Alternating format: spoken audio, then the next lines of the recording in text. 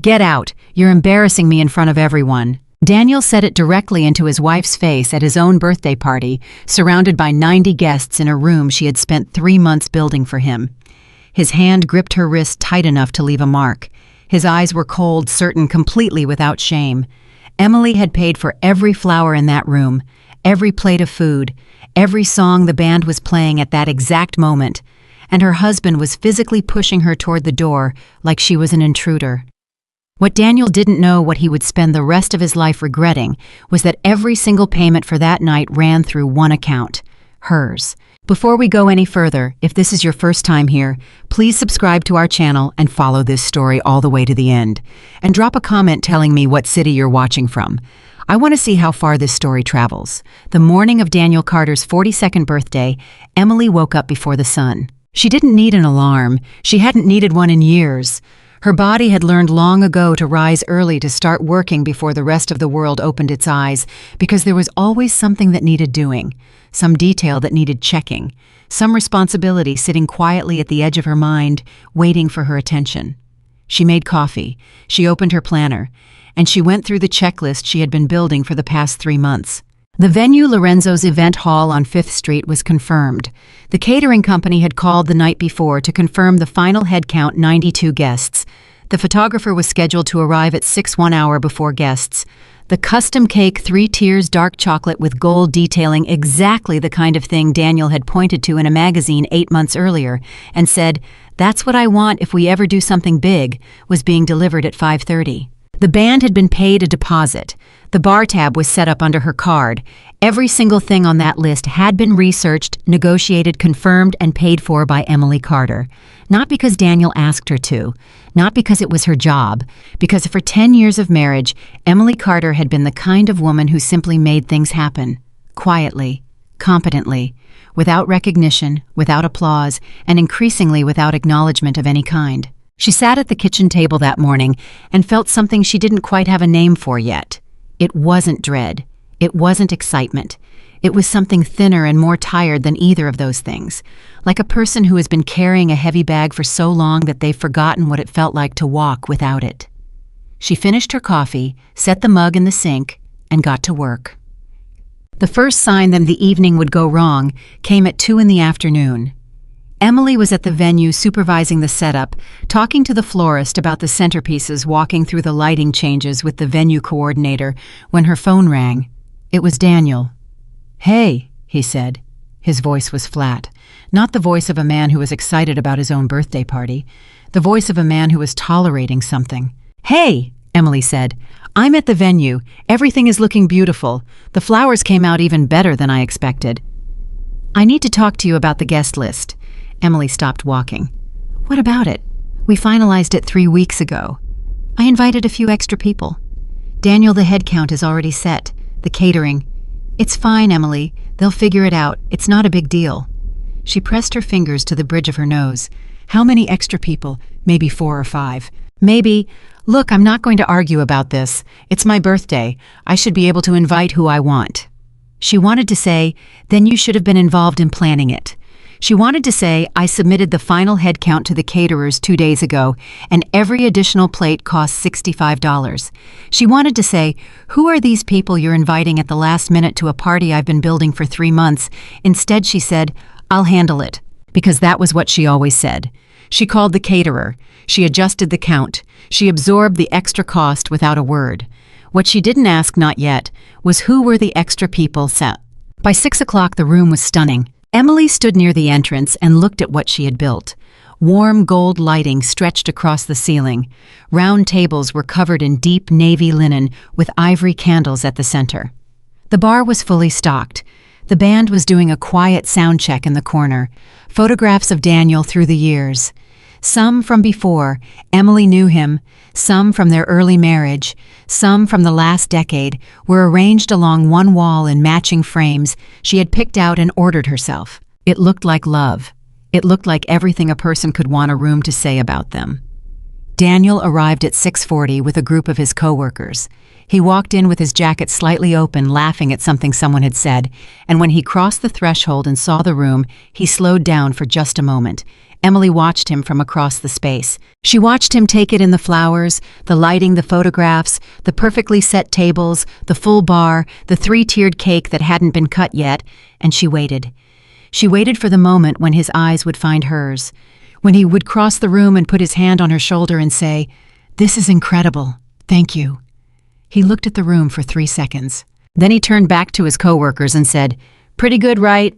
And they laughed, and he moved toward the bar, and Emily stood near the entrance alone. She told herself it was fine. She told herself he would find her later. She smoothed the front of her dress and went to check on the caterers. The party moved quickly into its rhythm after that. Guests arrived.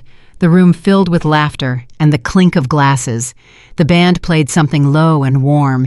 People found each other across tables, leaned in close to share stories, held drinks, and gestured and smiled. Emily moved through the room like a current running under still water. She checked with the catering staff. She caught a small problem with a table assignment before it became an issue. She made sure Daniel's mother, Margaret, had been seated properly and had everything she needed. Margaret Carter was 67 years old, a small woman with careful eyes and silver hair pulled back neatly. She had always been kind to Emily, not in the way some mothers-in-law are kind, performing warmth for appearances, but in the way of someone who genuinely recognized something in another person and honored it. "You did all of this," Margaret said when Emily stopped by her table. It wasn't a question. "I wanted it to be special for him," Emily said. Margaret looked at her for a long moment. "You always do," she said, and there was something in her voice, something Emily didn't fully understand yet, that sounded less like admiration and more like sorrow. It was around 8 o'clock when Emily first noticed the woman. She was standing near the bar with Daniel's group of coworkers. Young late 20s, Emily guessed. Dark hair, bright dress, the kind of effortless confidence that comes from never having had to worry about the details. She was laughing at something Daniel said, leaning slightly toward him when she laughed the way people do when they want someone to notice they're laughing. Emily watched for a moment. Then she told herself she was being paranoid. She had a party to manage. She went back to work. But over the next hour, she noticed it again and again. The way Daniel stayed close to that cluster near the bar. The way his body angled toward the young woman when he talked. The way he smiled, not his party smile, not the public smile she had seen for 10 years, but something looser and more genuine, the smile of a man who was not performing anything. Emily recognized that smile. She hadn't seen it directed at her in a long time. She felt something cold move through her chest. She picked up a glass of water and held it, and she reminded herself where she was, what she had built, what tonight was supposed to be. She walked to where Daniel was standing. "Hey," she said, "are you having a good time?" Daniel turned to look at her. The smile stayed on his face, but it shifted slightly, became something more careful. "Yeah," he said, "it's great." "Good. The cake is going to be cut in about 20 minutes. I want to get everyone seated first." "Right," he said. "Sure." He turned back to his coworkers. Emily stood there for 1 beat, 2 beats, 3 beats. No one introduced her. Daniel didn't introduce her. She was standing in a room she had built at a party she had paid for, and her husband did not introduce her to the people she was standing beside. She walked away. At 8:45, Emily was standing near the back of the room, reviewing her phone to check whether the photographer had gotten the family group shot she had requested when she heard footsteps behind her. She turned. Daniel was walking toward her, and the look on his face stopped her immediately. Not the look of a husband seeking out his wife at a party. The look of a man who had made a decision. "We need to talk," he said.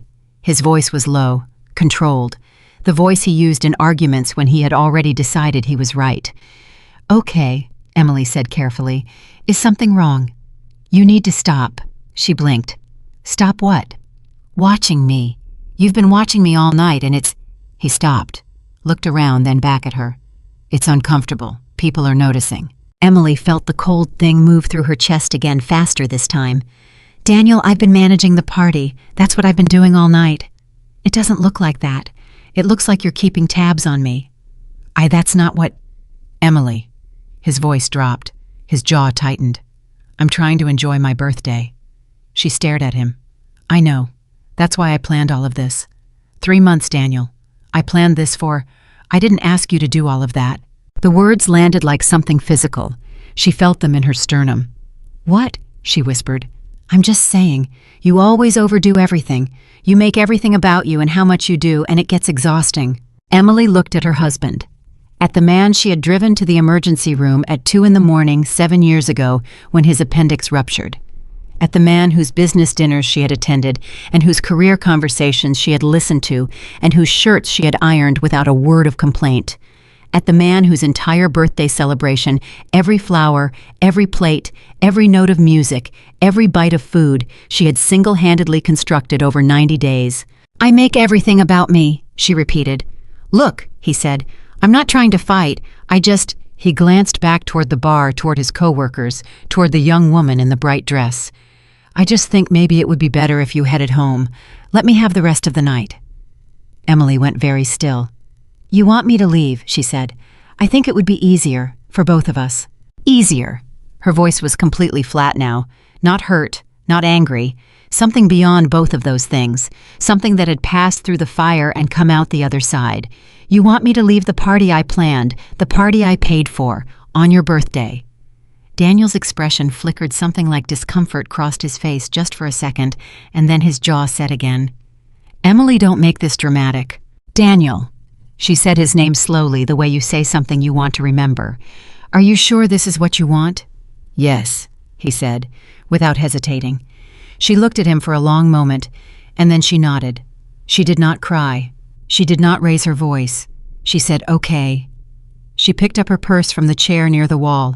She walked to Margaret's table and bent down and said very quietly, "I need to go. I'll call you." Margaret grabbed her hand. Her grip was surprisingly strong. She said nothing, but her eyes said everything. Emily gently freed her hand. She walked through the center of the room, past the tables with their navy linen and ivory candles, past the photographs on the wall, past the 3-tiered cake waiting to be cut, and she pushed open the front door. She heard behind her Daniel saying something to his friends. She heard laughter. She heard the band shift into a new song. The door closed behind her, and she was outside. The night air was warm. The parking lot was quiet. Emily stood still for a moment. She could feel her heartbeat, even, steady, slower than it had any right to be. She reached into her purse and took out her phone. She found the number for Lorenzo's event hall and pressed call. The venue coordinator picked up on the second ring.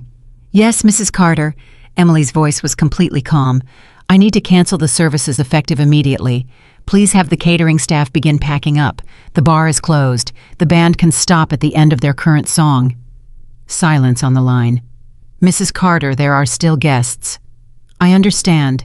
The event is over. All payments were made through my account, and that remains unchanged. Please proceed." She ended the call. She called the photographer next. "You can head out. We're done for the evening. Thank you for your work tonight." She called the head of catering. She sent a text to the florist who had stayed to manage the centerpiece lighting. She made 5 calls in 6 minutes, standing in the parking lot in her party dress, her voice never wavering once. Then she put her phone in her purse. Then she walked to her car.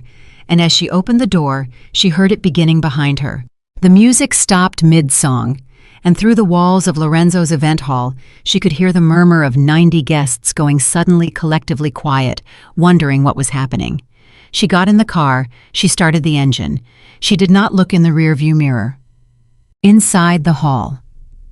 Daniel was in the middle of a conversation when the music cut off. He turned toward the band.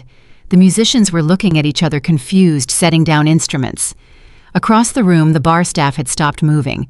A server appeared from the kitchen and said something to the catering manager, who immediately picked up a phone. Daniel walked toward the bar. "Hey, what's going on? Why did the music stop?" The bartender, a young man in a black vest, looked genuinely apologetic. "I'm sorry, sir. We've been notified the event has been terminated." Daniel stared at him. "Terminated? What does that mean? Who terminated it?" The bartender glanced down at his phone screen. "The account holder, sir. The event was canceled." Daniel felt something land in his stomach. "The account holder," he repeated slowly. From across the room, Margaret stood up from her table. She had not moved in 15 minutes, but she stood up now, and she looked at her son, and there was an expression on her face that Daniel had never seen directed at him before. It was not sympathy, it was recognition. "Daniel," she said from 30 feet away, in a room that had gone almost entirely silent. "What did you do?" He turned back toward the front door. The doors where Emily had walked out 6 minutes ago. And for the first time all evening, Daniel Carter had nothing to say. The guests began to understand what was happening before anyone explained it. This is how it works in rooms full of people. The silence reaches them first, and then the absence of things follows. No music, no bartender pouring drinks, the catering staff carrying trays toward the kitchen instead of away from it. Servers appearing with apology on their faces, quietly letting tables know the evening was drawing to a close. 90 people sat or stood in Lorenzo's event hall and slowly arrived at the same quiet understanding. The party was over. Not because the night had ended, because someone had ended it. Daniel stood in the center of the room. His co-workers had gone quiet beside him. Rachel, the young woman in the bright dress, the woman he had specifically wanted present tonight, the woman he had invited at the last minute along with 4 others, the woman Emily had noticed leaning close when she laughed, was now standing slightly apart from the group, uncertain, looking at the floor. Margaret walked across the room toward her son. She was not rushing. She was walking the way a woman walks when she has already decided what she needs to say and simply needs to cover the distance.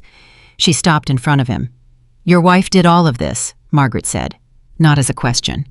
"Mom, every detail in this room, she did it." Margaret looked around at what remained, the flowers that were still beautiful, the photographs still hanging on the wall, the 3-tiered cake that had never been cut. "And you sent her home." "It's complicated," Daniel said. "Is it—" His mother's voice was very quiet. "Or is it simple? Because from where I'm standing, it looks very simple." "She was making me uncomfortable." "She was here," Margaret said. "She was here and she built all of this and she made you look like a man worth celebrating, and you sent her home." She paused. "Who did you have her replaced with, Daniel?" He said nothing. Margaret looked across the room toward where Rachel was standing, and then she looked back at her son, and the expression on her face did not change, but something in her eyes did. She picked up her purse from the chair beside her. "Call me when you understand what you've done," she said, and she walked toward the exit. Daniel spent the next 40 minutes trying to salvage the evening. He asked the venue staff if they could start the music again. He was told that the sound equipment had been contracted through the event account, and the account had been closed. He asked the bar if they could continue serving. He was told that the bar tab had been canceled and cash payment would be required for any additional service. He walked back toward the catering area and found the kitchen nearly stripped, the warming trays empty and stacked. His friends tried to help. One of them offered to call a bar nearby. Someone else suggested they just move the group somewhere else, make a night of it, start over. But something had already broken. The room had seen what it had seen. 90 people had watched the music stop. They had watched the bar close. They had watched the staff begin quietly, efficiently, methodically dismantling the birthday party of Daniel Carter, while Daniel Carter stood in the center of it with his arms at his sides. And everyone in that room understood, even if they didn't say it, even if they would be tactful about it later, even if they would phrase it gently when they described this night to their own families, everyone in that room understood exactly what had happened. A man had looked at the woman who built his world and told her to leave, and she had left, and she had taken everything with her. Emily drove home without the radio. She sat at the kitchen table. She didn't turn on many lights. She opened her laptop mostly out of habit, the way you reach for something familiar when the ground has shifted.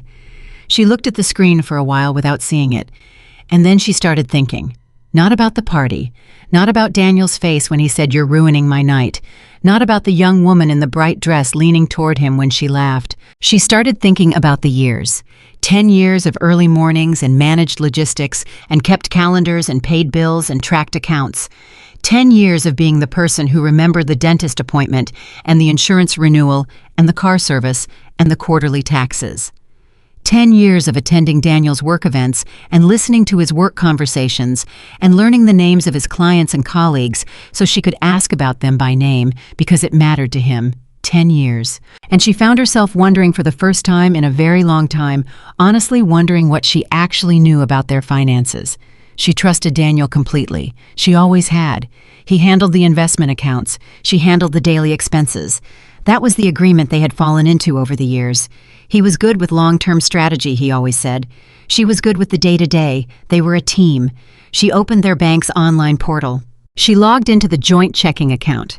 She looked at the transactions going back 6 months. At first, everything looked normal.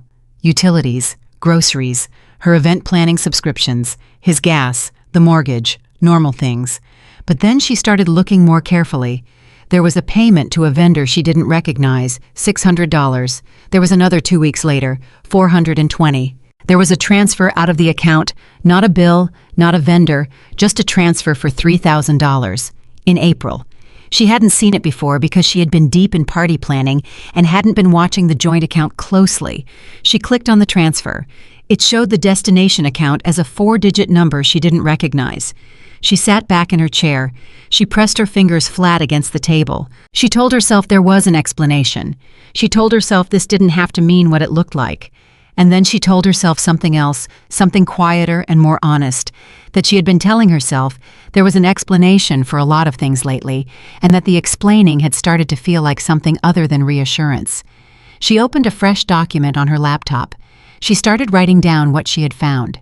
Dates, amounts, account numbers. Her handwriting, or in this case her typing, was neat and organized because that was what Emily Carter did. Even when her hands wanted to shake, her mind found its structure. She pulled up 6 more months of transactions, and she kept looking. She was still at the table 2 hours later when her phone buzzed. A text from a number she didn't know. She opened it. It read, "Emily, this is Margaret. I got your number from your own contact card. You put them on all the tables tonight. I just wanted you to know I left as soon as I could. I am so sorry for what you witnessed tonight. You deserved none of that. Please call me when you're ready." Emily read the message twice. Then she set the phone down. Margaret had left when she left. Margaret had walked out of her own son's birthday party. Emily thought about that for a while. She thought about what Margaret had said at her table earlier in the evening, "You always do," and the sadness in her voice when she said it. She picked her phone back up. She texted back, "Thank you, Margaret. I'll call you soon. I'm okay." She put the phone face down on the table. She looked back at her laptop screen, at the list of transactions she had started building, at the transfer to an account she didn't recognize, at $600 paid to a vendor she had never heard of. She thought about the young woman in the bright dress. She thought about Daniel's voice when he said, "I didn't ask you to do all of that." And Emily Carter, who was 35 years old and organized and competent and had spent a decade being the person who made things possible, made a very quiet and very significant decision. She was going to find out exactly what was true. Not because she was angry, because she had earned the right to know. She opened a new browser tab.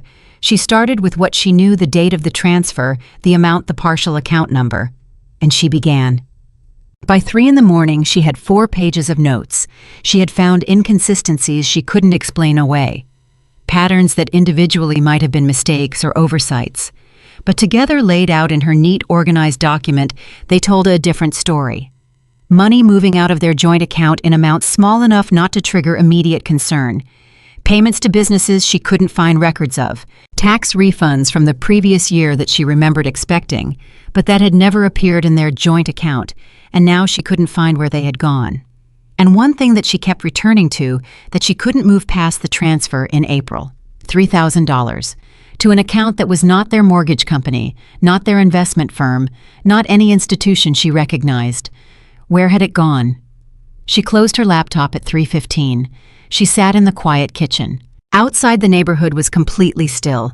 No cars, no voices, nothing but the ordinary silence of an ordinary house in an ordinary suburb of Austin, Texas, where a woman sat alone at a table that still had a party planner's notebook on it, where the grocery list for tonight's gathering was still stuck under a magnet on the refrigerator, where the morning coffee mug she'd rinsed and set in the drying rack 14 hours ago was still sitting exactly where she'd left it. Emily pressed her palms flat against the table. She had spent 3 months planning a party for a man who had just told her to leave it. She had spent 10 years building a life for a marriage that she now realized she might not fully understand. She had spent 35 years being competent and capable and quietly carrying things that no one else noticed. Tonight she had walked out of that party with nothing but her purse and her phone. And in 4 hours of sitting at this kitchen table, she had already found more than she expected. She thought about what she still hadn't found. She thought about what she was going to do next. She stood up. She went to the cabinet and got a glass. She filled it with water from the tap and drank it slowly, standing at the sink. She set the glass down. She went to get her laptop charger, because she wasn't done yet. She was, in fact, just beginning. And whatever she found, whatever the full truth turned out to be, Emily Carter was going to find it the same way she found everything, methodically, completely, with every detail accounted for and every thread followed to its end. The man who had told her to leave had forgotten one thing. She had never in 10 years left anything unfinished. She didn't sleep that night, not even close. Emily sat at that kitchen table until the sun came through the window, and when it did, she didn't move to make breakfast or turn on the television or do any of the normal things a person does when a new day begins. She just sat there with her laptop open and her notes beside her, and the growing quiet certainty that what she had found in those first 4 hours was only the beginning of something much larger than she had allowed herself to believe. Her coffee went cold. She didn't notice. The house was silent. Daniel hadn't come home. She had not called him. He had not called her. The absence of that call, the fact that her husband had not once picked up his phone to ask where she was or whether she was okay, after physically pushing her toward the door of his own birthday party, told her something she didn't need a spreadsheet to understand. She picked up her pen. She wrote at the top of a fresh page, "What do I actually know?" And then she sat with that question, because it was the most honest thing she had asked herself in a very long time. She knew the joint account. She knew her own spending. She knew the household bills, the mortgage, the insurance, the subscriptions, the grocery averages, the utility cycles. She knew those things the way a person knows their own handwriting instinctively without effort, because she had been managing them for years. What she didn't know was everything Daniel managed. The investment accounts, the retirement portfolio, the savings account they had opened together 6 years ago with the intention of buying a bigger house someday, the tax returns, the business expenses he wrote off through his sales position. She had trusted him with all of it, because they were a team. That was what she had believed. She opened the laptop again and navigated back to the bank portal. This time she didn't look at 6 months. She went back 3 years. And she started at the beginning. It took her 2 hours to get through the first year alone, not because the transactions were complicated, but because she was reading carefully, slowly, the way you read something when you know you cannot afford to miss anything. For the first year, everything looked clean. Then she hit month 14, a transfer, $800, to an account number she wrote down carefully. She kept going. Month 17, another transfer, $1,200, same account. Month 19, $1,500. The amounts were growing. She sat back and looked at what she had written. 5 transfers across 8 months totaling just under $6,000, all going to the same account, an account that was not connected to any bill or vendor or institution she recognized. She felt the cold thing in her chest again, the same thing she had felt when Daniel smiled after telling her to leave. Except this time it was sharper, more specific, less like grief, and more like the moment before you understand something you cannot ununderstand. She picked up her phone. She called her bank directly. "I need to inquire about a series of transfers from my joint checking account," she said, when the representative answered. Her voice was steady. "I'm seeing transfers to an account I don't recognize, and I want to know if there's any additional information you can provide about the destination." The representative was polite, professional. He told her that from the joint account, both account holders had equal authority to initiate transfers, and that the destination account on record was not linked to any fraud flags. He could not tell her the owner of the destination account, but he could tell her one thing: the destination account had been opened 18 months ago. 18 months ago. Emily thanked him and ended the call. She sat very still. 18 months ago, she and Daniel had been talking about vacation plans, about maybe finally taking that trip to Portugal they had been postponing for 3 years, about their savings account and how close they were getting to their down payment goal. 18 months ago, someone had opened a separate account, and since then, nearly $6,000 had flowed into it from their shared money. She wrote the number 18 months at the top of her page and circled it 3 times. Then she kept going. By noon, she had found 11 transfers, total just over $14,000. She stood up from the table for the first time in hours. She walked to the window. She looked at the street outside, completely ordinary quiet, a neighbor's dog being walked, a car backing out of a driveway 2 houses down. She pressed her forehead against the glass for exactly 10 seconds. Then she walked back to the table and sat down, because she still wasn't done. The transfers were one thing, but something else had been nagging at her since the night before the vendor payments. those $600 and $400 charges to businesses she didn't recognize. She went back to those now, writing down every vendor name she had flagged. She started searching them one by one. The first 3 came back as small, legitimate businesses: a software subscription, a professional association fee, things Daniel might reasonably have paid for without mentioning them. The 4th one stopped her cold. It was a restaurant, a nice one, downtown Austin. She recognized the name because she had walked past it once and thought she'd like to take Daniel there for their anniversary. She had never been inside it. She looked at the date of the charge, a Tuesday evening in February. She thought back to February. Daniel had been at a regional sales conference that week. He had been gone Tuesday through Thursday. She looked at the charge amount, $340 for a Tuesday dinner, for one person at a regional sales conference. She clicked back to the transactions and looked at February more carefully. There was a hotel charge. She recognized the conference hotel Daniel always stayed at for the regional meetings, a mid-range business hotel she had heard him complain about because the Wi-Fi was slow. But there was also a second hotel charge. Same week, different hotel. A hotel she recognized immediately because it was one of the nicest in Austin. Not the kind of hotel you stay at for a regional sales conference. $480 for 2 nights. Emily looked at that number for a long time. She wrote it down. She wrote the restaurant name beside it. She wrote the date. She drew a line connecting them. Her hand was completely steady. She picked up her phone again, not to call Daniel, not to call a friend. She opened her contacts and scrolled until she found a name she hadn't needed in years: Sarah Mitchell, attorney. Emily had met Sarah at a neighborhood event 3 years ago. They had exchanged numbers the way people do at neighborhood events, casually without expectation. But Emily had kept the number because Sarah had said something that stayed with her: "I do family law. If you ever need someone who will be honest with you about where you stand, call me." Emily had thought at the time, "I'll never need that." She stared at Sarah's number now. She pressed call. Sarah picked up on the 3rd ring. "Hello. Sarah, this is Emily Carter. We met at the Hendersons event about 3 years ago. I don't know if you remember me." A beat of silence. "I remember you," Sarah said. "You brought that incredible lemon cake." Despite everything, Emily almost smiled. "That's right. I need to talk to someone, professionally, if you have time." Sarah's voice shifted slightly, not dramatically, but Emily heard it. The shift from social to professional, from casual to careful. "Of course. Can you come in today?" "Yes," Emily said. "What time?" 2 o'clock. "I'll be there." She ended the call. She looked at the clock. She had 3 hours. She went back to the laptop. She was going to walk into that office with everything organized. Every date, every amount, every vendor, every transfer, every inconsistency laid out in order, clear and complete, because that was the only way Emily Carter knew how to do anything.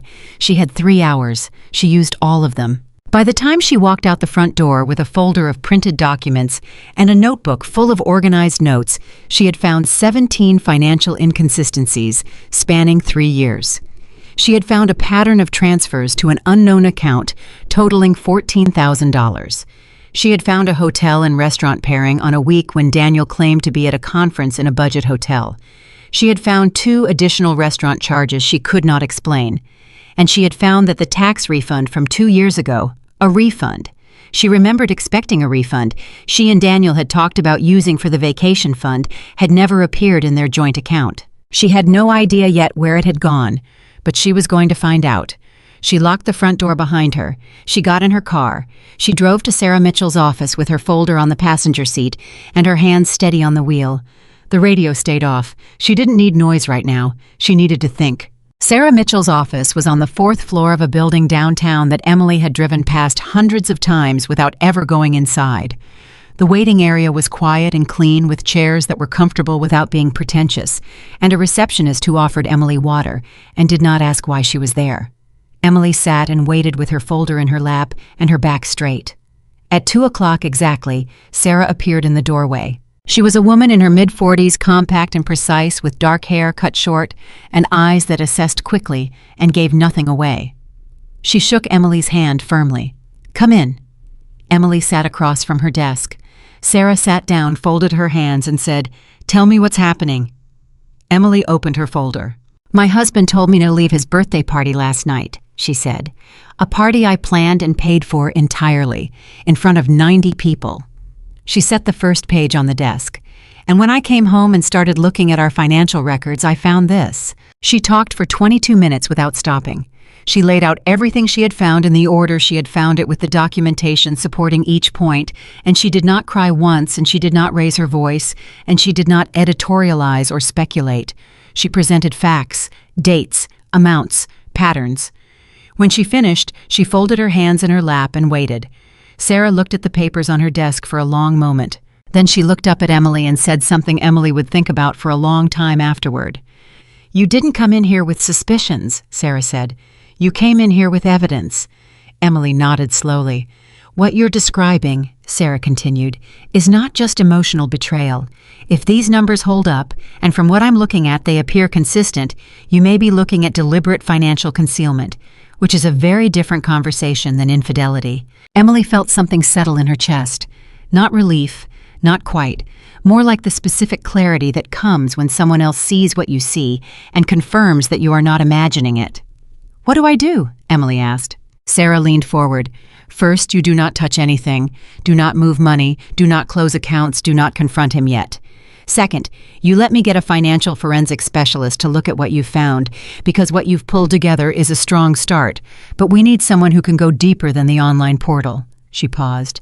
"Third, and this is important, Emily, you need to understand that from this moment forward, everything you do matters. Every conversation, every text, every decision. Are you ready for that?" Emily looked at her steadily. "I've been ready for longer than I knew," she said. Sarah nodded once. "Okay, then let's talk about next steps." They talked for another 40 minutes. By the time Emily walked back out to the parking lot, the afternoon light was going golden and long. She stood beside her car for a moment and felt the weight of everything she was carrying, not the crushing, suffocating weight of the night before, but something different. Something with structure. A weight she understood. A weight she knew how to manage. She got in the car. Her phone showed 2 missed calls from Daniel. She looked at his name on the screen for a long moment. She put the phone in her purse without calling back. She drove home. Daniel came home at 7 that evening. She heard his key in the lock, and she was sitting in the living room, not in the dark, not dramatically, just sitting with a book she wasn't reading. And when he came through the door, she looked up at him with an expression that she had spent the afternoon building. Neutral, calm, giving nothing away. He stood in the doorway. He looked tired. Something about the set of his jaw told her the night before had not gone the way he planned after she left. "We need to talk," he said. "Okay," she said. He came and sat across from her. He put his elbows on his knees and he looked at the floor for a moment, and then he looked at her. "Last night got out of hand," he said. "Yes," Emily said. "It did. I said some things I shouldn't have said." She waited. "I was stressed," he said. It's been a lot. I took it out on you, and that wasn't fair." Emily looked at him, at his face, at the face she had known for 10 years and 12 years total, counting the 2 years before they married. She was looking for something specific, not remorse, but honesty. Some sign that what he was saying was connected to something true. What she saw instead was management. He was managing her. The same tone he used in meetings she imagined. The measured acknowledgement of an error designed to neutralize rather than resolve. He wasn't apologizing. He was performing an apology precisely calibrated to the minimum amount required to make her stop being a problem. "You called me a problem," she said. He blinked. "What?" "You told me I was a problem when you asked me to leave. You said I was making people uncomfortable and that it would be better for both of us if I went home." She kept her voice level. "I'm not paraphrasing. Those were your words." "I didn't mean, and you didn't call me," she continued, the same level tone. "After I left. You didn't call to check if I was okay. You didn't text. Nothing. I was home alone until after 2 in the morning, and my husband of 10 years did not contact me once." Daniel opened his mouth, closed it.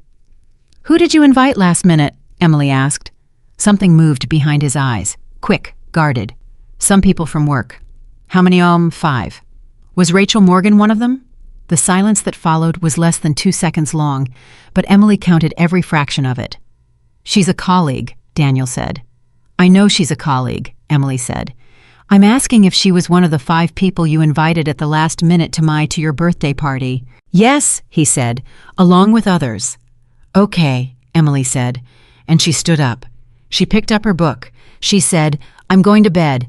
I have an early morning tomorrow. And she walked toward the bedroom, and she felt his eyes on her back, and she felt the confusion rolling off him, because she had not cried, she had not screamed, she had not demanded answers or thrown anything, or given him the dramatic scene he had probably been bracing for. And she heard him say behind her, Emily, that's it. She stopped walking. She turned around. That's it for tonight, she said, and she went to bed. She did not sleep well, but she slept. When she woke at 5:30 the next morning, Daniel was still in bed and her mind was already moving. She lay still for exactly 10 minutes, cataloging what she knew and what she still needed to find, and then she got up quietly and went to the kitchen. She made coffee. She opened her laptop. She had one more thing she wanted to check before Sarah's specialist started the formal review, something that had been sitting at the edge of her mind since the night before, something small that she kept returning to. The consulting company. It had come up in her late-night search in a way she hadn't fully processed at 3 in the morning because her brain had been nearing its limit. She had found a business registration in Texas, a one-person LLC registered 18 months ago, the same month the separate bank account was opened. The business name meant nothing to her, but the registered agent's address was a mailbox service downtown. Not Daniel's office address, not their home address, a mailbox service. She searched the business name again now, fresh in the morning light. She found a basic website, clean, minimal, vague, the kind of website that exists to establish legitimacy without providing information.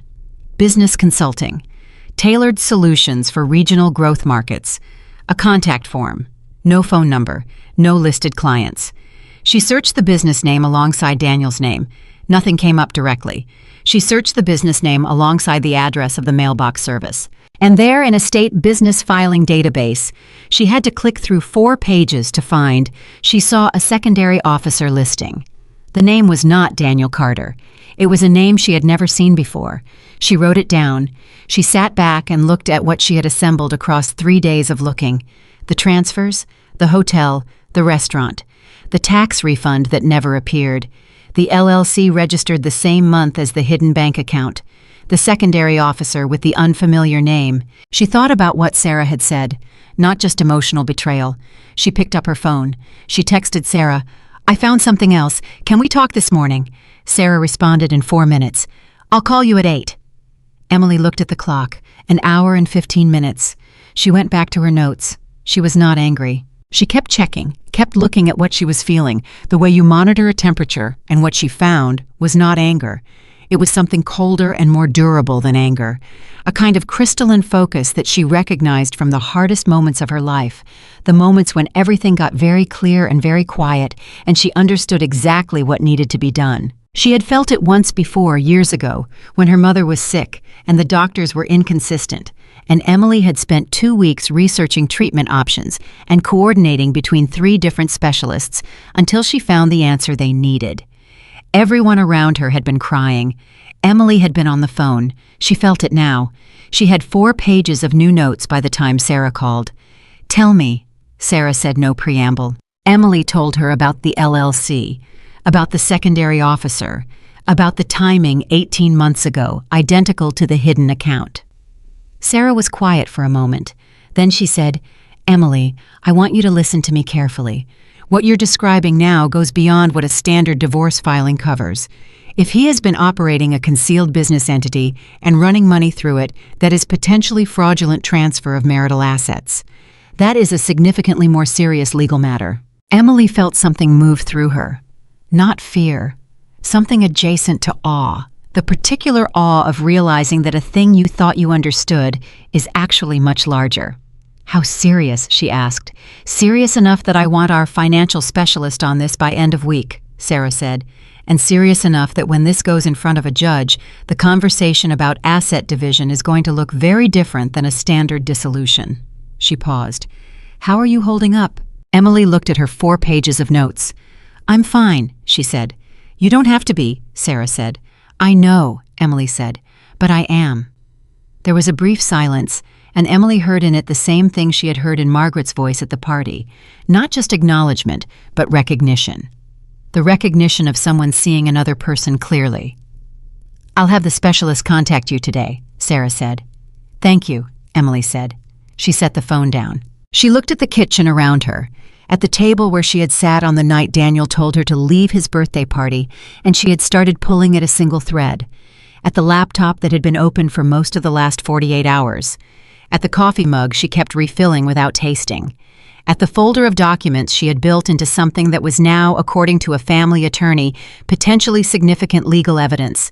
She thought about Daniel sleeping in the next room. She thought about him waking up and coming into this kitchen in 20 minutes and pouring his coffee and asking what she wanted to do about dinner tonight, because that was the kind of thing Daniel did when he was trying to normalize something, moved straight past it, acted as though the map of ordinary life would hold even after the ground beneath it had shifted. She thought about the man who had gripped her wrist at his own birthday party and told her to get out. She thought about the account opened 18 months ago. She thought about the LLC. She thought about a restaurant charge for $340 on a Tuesday night when Daniel was supposed to be at a budget conference hotel complaining about the Wi-Fi. And she thought about 10 years. 10 years of being the person behind everything. The person who kept the calendar and managed the money and planned the parties and attended the dinners and learned the names of colleagues and ironed the shirts and made the lists and followed up on the details and quietly, reliably, invisibly built the scaffolding that held Daniel Carter's life together. The woman he had gripped by the wrist, the woman he had told to leave, the woman he had described in a message, and this she still didn't know yet. This was still coming. This was the thing that would matter most as a situation to be handled. She didn't know about the messages yet, but she would. She was going to find everything. Not because she wanted to hurt him, because 10 years of her life was inside that marriage, and she had earned the right to know exactly what those 10 years had contained. She picked up her pen. She opened to a fresh page in her notebook. At the top, she wrote a name, the name of the secondary officer on the LLC, and she started looking. Part 3. The deeper the truth, the worse it got. The name at the top of Emily's notebook was James Whitfield. She didn't know who James Whitfield was. She had never heard Daniel mention that name in 10 years of marriage. It didn't appear in any of their shared documents, their tax filings, their contact lists, or any conversation she could remember. It was simply a name attached to a business entity registered 18 months ago, listed as secondary officer of an LLC that had been created at the exact same time a secret bank account appeared in their financial history. It was a name that had no business being connected to her life, and yet there it was. She started with the basics. She searched the name in combination with Austin, Texas. She found a LinkedIn profile sparse, minimal, the kind of profile someone sets up to exist rather than to be found. James Whitfield, business development consultant, connected to several people in regional sales networks across Texas. She almost moved on. Then she looked at the mutual connections. One of them was Daniel Carter. She sat very still. They were connected on LinkedIn, which meant at some point Daniel had accepted a connection request from this man or sent one. It meant they knew each other. It meant this was not a random name on a filing. This was someone Daniel had a relationship with. She wrote, "Daniel knows James Whitfield, connected on LinkedIn, find out how." She kept searching. By 7:30 that morning, she had found enough to know that James Whitfield worked in the same regional sales circuit as Daniel. They had both attended an industry conference in San Antonio 2 years ago. She found a group photo from that conference on a professional association's website, 20 or so people in business, casual standing in a hotel lobby, smiling at the camera. Daniel was in the back row, and 3 people to his left, also smiling, was a man tagged in the caption as James Whitfield. She stared at that photograph for a long time. 2 years ago, 1 year before the LLC was registered, 1 year before the secret bank account was opened. They had been in the same room 2 years ago, and Daniel had never once mentioned this person's name. She heard Daniel's alarm go off in the bedroom. She closed her laptop halfway, not hiding it, just not displaying it. She heard him moving around. The bathroom, the shower, the ordinary sounds of a man starting his morning, moving through his routine, completely unaware that his wife was sitting 12 feet away, dismantling everything he thought was hidden. He came into the kitchen at 7:52. I was dressed for work. He looked rested, which surprised her. He poured coffee and leaned against the counter and looked at her with that managed expression she had identified the night before, the careful neutrality of a man who was monitoring a situation rather than participating in it. "You're up early," he said. "I'm always up early," she said. He nodded, looked at his coffee. "I was thinking maybe we could have dinner tonight, somewhere nice, talk things through properly." Emily looked at him. "Sure," she said. "That sounds fine." He seemed slightly relieved, which told her that the managed apology from the night before had not felt as solid to him as he'd hoped, and he was still working to reestablish ground. "I was thinking Carmine's," he said. Carmine's was a restaurant they had been to twice, both times for significant occasions. He was signaling effort, investment. "Okay," Emily said. He finished his coffee. He set the mug in the sink. He said, "I'll be home by 7." And she said, "I'll be here." And he walked out the front door. She listened to his car back out of the driveway. She opened her laptop all the way. She texted Sarah. "He suggested dinner tonight. Normal behavior. I'm not confronting him." She sent it before picking up her coffee, and Sarah responded within minutes. "Good. Keep everything normal. Our specialist starts today." Emily read the message. She put the phone down. She looked at the photograph still open on her screen. Daniel in the back row. James Whitfield 3 people to his left. She started digging into the LLC itself, its registered purpose, its filing history, whether it had submitted any income to the state. What she found sent a chill straight through her. The LLC had filed a business activity report 8 months ago showing revenue of $42,000 in its first operating year. $42,000. She read that number 3 times. Then she sat back and did the math that immediately followed. If the LLC had generated $42,000 in its first year, and if the money was being channeled away from their marital estate, then the $14,000 she had found in direct transfers from their joint account was not the full picture. It might not even be close to the full picture. She picked up her phone and called Sarah directly. "The LLC filed activity showing $42,000 in revenue," she said the moment Sarah picked up. A pause, then, "In 1 year, first operating year, I just found the state filing." "Emily." Sarah's voice shifted into something sharper and more focused. "That changes the scope of what we're dealing with significantly. If he has been generating income through a concealed entity and failing to disclose it as marital income, that is not just financial misconduct in a divorce context. That potentially crosses into fraudulent concealment of assets." "Can they find where the money went?" Emily asked. "That's exactly what our specialist is going to look for. I'm calling her right now and moving this to priority." A brief pause. "You said dinner tonight." "He suggested Carmine's." "Go," Sarah said immediately. "Act completely normal. Let him talk. Don't ask about anything you know. And if he brings up the party, let him apologize. Don't accept it aggressively. Don't dismiss it. Just listen." "I can do that," Emily said. "I know you can," Sarah said. And there was something in her voice, not quite warmth, but respect. The respect of one precise person for another. "I'll call you after I speak with the specialist." Emily put the phone down. She thought about $42,000. She thought about Portugal, the trip they kept saying they'd take, the vacation fund they kept adding to, the savings account with the down payment they kept getting close to. She thought about all the things that hadn't happened, and she went back to work. Sarah called back at 11:15. "Our specialist is a woman named Carol Dean," she said. 15 years in forensic accounting, former IRS. She's looked at your summary documents, and she has questions." "Tell her I'll answer anything," Emily said. "She wants to know about the tax returns." Emily had pulled the tax return files from their shared drive already. "We filed jointly every year. Daniel always handled the actual filing. I signed where he pointed." "Did you ever review the returns before signing?" Emily paused. She thought about this carefully, honestly. "He would show me the summary pages, the totals. I didn't go through the line items." A brief silence on Sarah's end that Emily understood immediately. "She needs to see the last 3 years of returns," Sarah said. "Can you get those?" "I have access to the shared drive where he stores documents," Emily said. "I don't know if they're there, but I can look." "Do that now while you still have normal access to everything," Sarah said. "Don't wait." Emily opened the shared drive on her laptop. She navigated through Daniel's folder structure. The man who accused her of managing everything was ironically meticulously organized in his own digital files. She found the tax folder. She found 3 years of returns, each neatly labeled. She downloaded all 3. She sent them to Sarah's encrypted email address. 20 minutes later, Sarah called again. "Carol found something," she said, and her voice was different now. Quieter. More careful.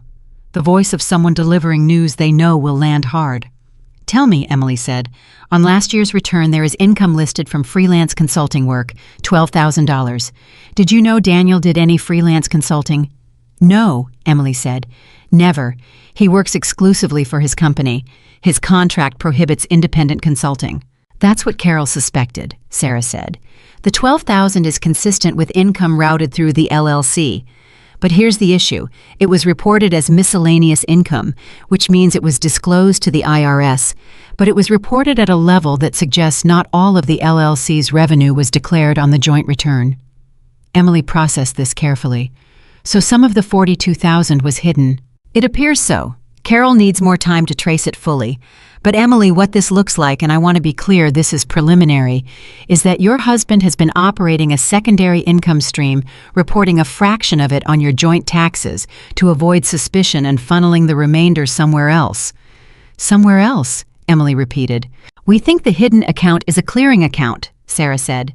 "Money comes in from the LLC, a portion gets reported. The rest goes somewhere we haven't traced yet." Emily sat with that for a moment. "How much money are we potentially talking about?" she asked. "Carol thinks the full undisclosed amount over 18 months could be between $40,000 and $60,000, Sarah said. "Possibly more." Emily closed her eyes, not because she was overwhelmed, because she needed 1 single second of absolute stillness before she moved forward. 1 second. Then she opened her eyes. "What do I need to do next?" she said. Sarah's answer was precise and thorough, and Emily wrote every word of it down. That afternoon, Margaret called. Emily had been expecting this call, though she hadn't known exactly when it would come.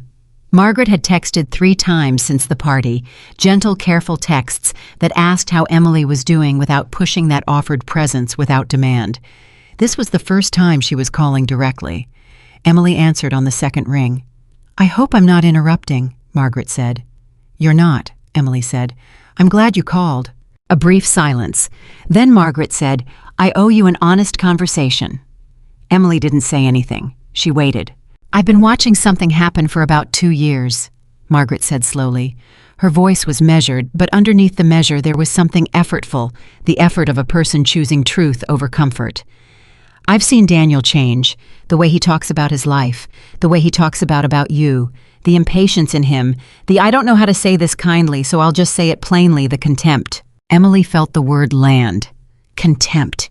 She had felt it for months, but had not named it even to herself. "I should have said something to you before now," Margaret continued. "I kept telling myself it wasn't my place, that marriages have their seasons, that I didn't know the whole picture." She paused. "The truth is I was afraid of what it would mean, afraid of what I might have to acknowledge about my son." "You don't have to," Emily started. "Let me finish," Margaret said gently but firmly. "The night of the party, when he walked you to that door, when he put his hand on you like that in front of those people, I sat at that table, and I felt something I have not felt in 30 years. Her voice tightened. "I felt like I was watching myself." Emily went very still. "My husband," Margaret said, "Daniel's father, he could be like that, in front of people, that particular kind of humiliation that is performed, that is deliberate." She exhaled slowly. "I stayed. For too many years I stayed, and I told myself it wasn't that bad, and it didn't mean what it looked like. And by the time I understood clearly what it meant, I had lost a decade I cannot get back." The line was quiet. Emily felt something move through her that was not quite grief and not quite gratitude, something in between, the recognition of a hand reaching through the years from one woman's life to another's. "I'm not going to make the same mistake you did," Emily said quietly. "I know," Margaret said. "That's why I'm telling you." A pause. "Is there anything I can do?" Emily thought about this carefully. "Not yet," she said, "but there might be soon. When the time comes, I may need someone who saw what happened at that party. Who was there?" Margaret understood immediately. "I was there," she said. "I saw everything, and I will say so, anywhere you need me to." "Thank you, Margaret." "Don't thank me," the older woman said, and her voice cracked just slightly at its edge. Just don't disappear on me after this is over. You have been a better daughter-in-law than my son deserved. I'd like to keep you in my life if that's possible." Emily pressed her hand flat against her sternum. "I'd like that too," she said. After she hung up, she sat for a long time without moving. She thought about Daniel's father, about Margaret at a dinner table 30 years ago, being humiliated the same way Emily had been humiliated 5 days ago, about patterns that move through families like water finding the path of least resistance. She thought about the hand on her wrist at the party, hard enough to leave a mark. She had not mentioned that to Sarah yet. She picked up her phone and texted Sarah. "One more thing. He grabbed my wrist at the party. Hard. In front of witnesses, including his mother." Sarah responded in under a minute. "That matters. Don't wash the dress if you still have it." Emily looked up. She walked to the bedroom closet. She found the dress she had worn to the party still on the hanger where she had left it that night, too tired and too focused to think about laundry. She looked at the fabric near the right wrist. There was a faint pulling in the weave where the grip had twisted. She photographed it from 3 angles. She put it back on the hanger. She sent the photographs to Sarah. Then she went to get ready for dinner. Carmine's was exactly what Daniel intended it to be, an effort. The kind of restaurant that said, "I am taking this seriously." White tablecloths, low lighting, a wine list that required a decision. Daniel had made a reservation. He was already seated when Emily arrived, which was not typical. Usually she arrived first, and she understood the calculation in it. He wanted to be seen as the one waiting, the one who made the effort, the one already there. She sat down across from him and smiled the same neutral smile she had been maintaining for 4 days now, and she looked at the menu and she ordered the salmon and she waited. He talked about work for 10 minutes, projects quote as a difficult client in San Marcos. She listened and asked appropriate questions and watched his face and said nothing that mattered. Then he set his fork down and looked at her directly. "I've been thinking a lot about the party," he said. "Okay," she said. "I handled it badly, I know that." "You do," she said.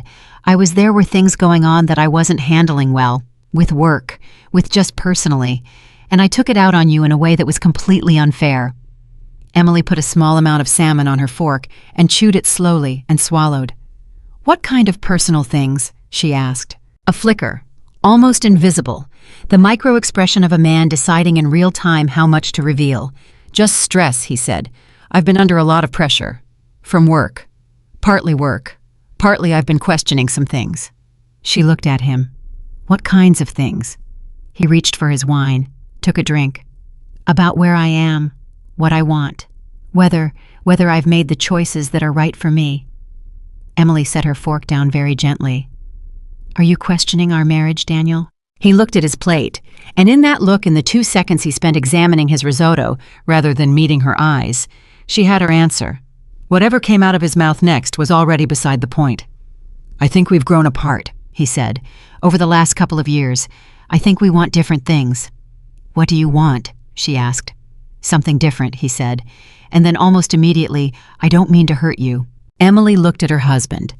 At the man across this carefully chosen table, at this carefully chosen restaurant, performing a confession that he had clearly rehearsed, delivering it with the same managed tone he used for everything, calibrated, controlled, designed to minimize her reaction while maximizing his freedom.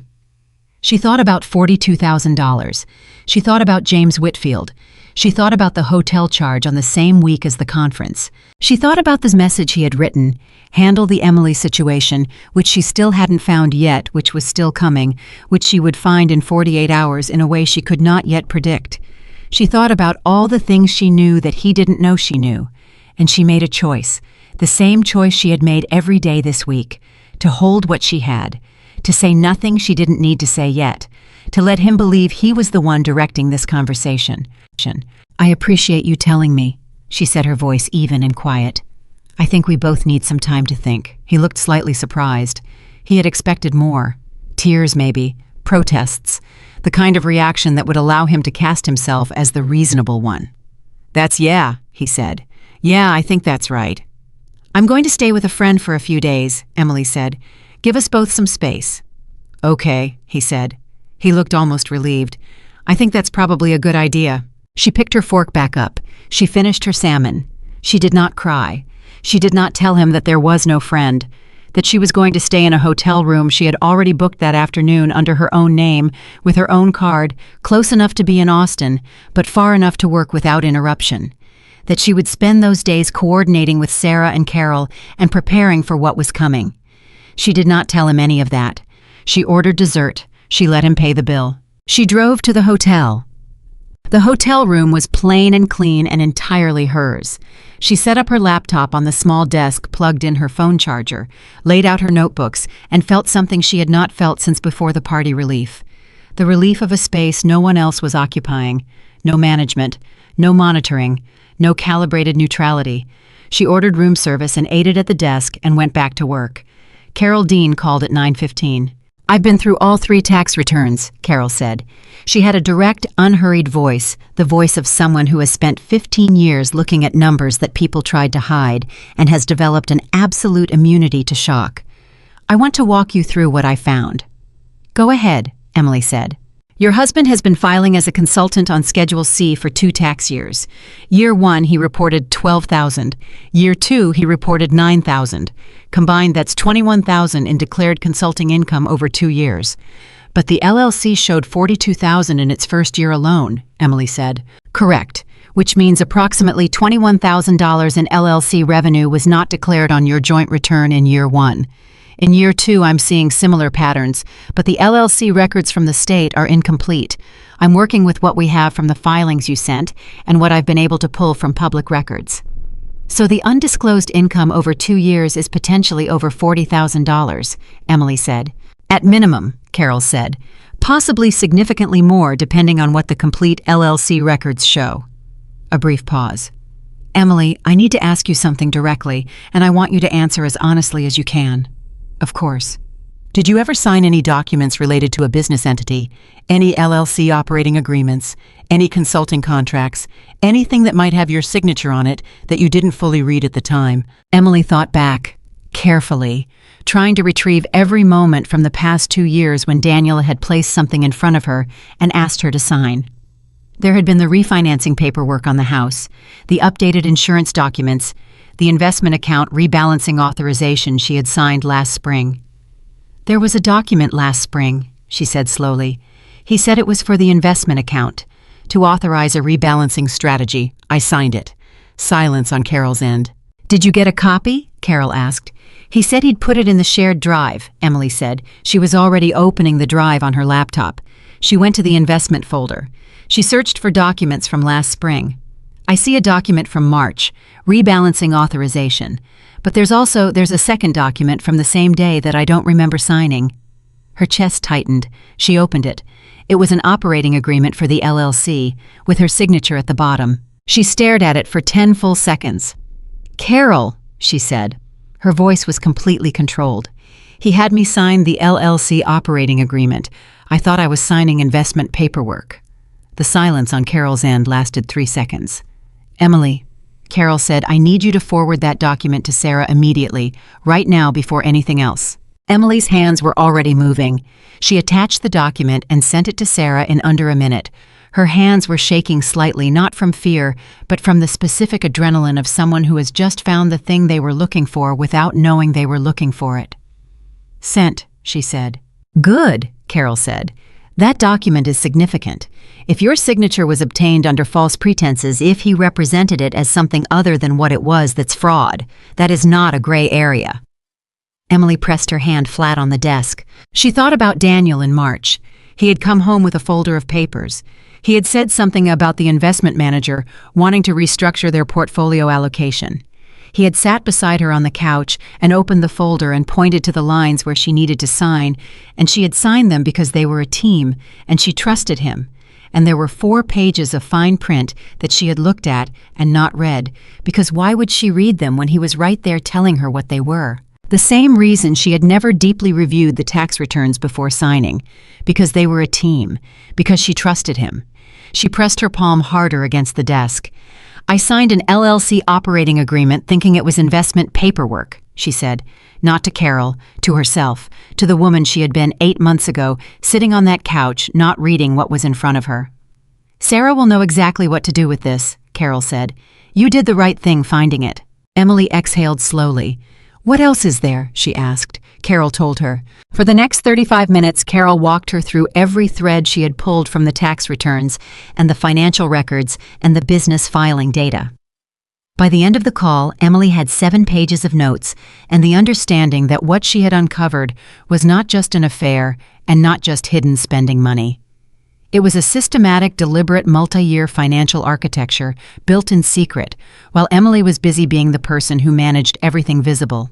He had built something underneath their marriage, a whole separate infrastructure running parallel to the life she thought they shared, designed to give him a place to go when he decided he was done. And he had used her signature to build part of it. She sat in the hotel room for a long time after Carol hung up. She thought about the birthday party. She thought about Daniel's face when he told her to leave, the certainty in it, the absence of guilt. He had been planning this exit for 18 months. The party, the humiliation, the managed apology at dinner, none of it was reactive. It was a sequence. He had already decided. He had already built his exit. The party was just where he had decided to begin the execution, because he believed that Emily Quiet, capable, invisible Emily, the woman who managed everything without complaint, would simply absorb the humiliation and recede. He had forgotten what kind of woman she was. He had spent 10 years watching her manage impossible things without breaking, and he had concluded that she would never break, and he had mistaken that for weakness, instead of understanding it for what it was. The specific, absolute, unbreakable competence of a woman who had never once in her life left something unfinished. Emily looked at her 7 pages of notes. She looked at the document folder on her laptop. She thought about this message she still hadn't found, the one that existed somewhere in a phone she hadn't accessed in an account she didn't have the password to, yet the message where her husband had written that after the birthday party he would handle the Emily situation. She didn't know about it yet. But she would, because she was not done. She had never, not once, been the kind of woman who left anything unfinished. She opened a new page in her notebook. She wrote 3 words at the top, "What comes next?" And then she picked up her pen and she answered her own question line by careful line until the hotel room was quiet and the city outside had gone dark, and she had mapped everything that needed to happen before she walked into that final room and laid the whole truth on the table. She wrote until her hand ached. She didn't stop. Part 4. The truth laid on the table. She slept 4 hours that night. Not because she couldn't sleep more, but because her mind came back online at 5:15 with the particular sharpness of a person who has been solving a problem even while unconscious. She lay still for exactly 3 minutes, organizing what she knew, and then she got up, made the hotel room's thin coffee, and sat at the desk with her notebook. It was day 6 since the birthday party. 6 days since Daniel had gripped her wrist and told her to get out.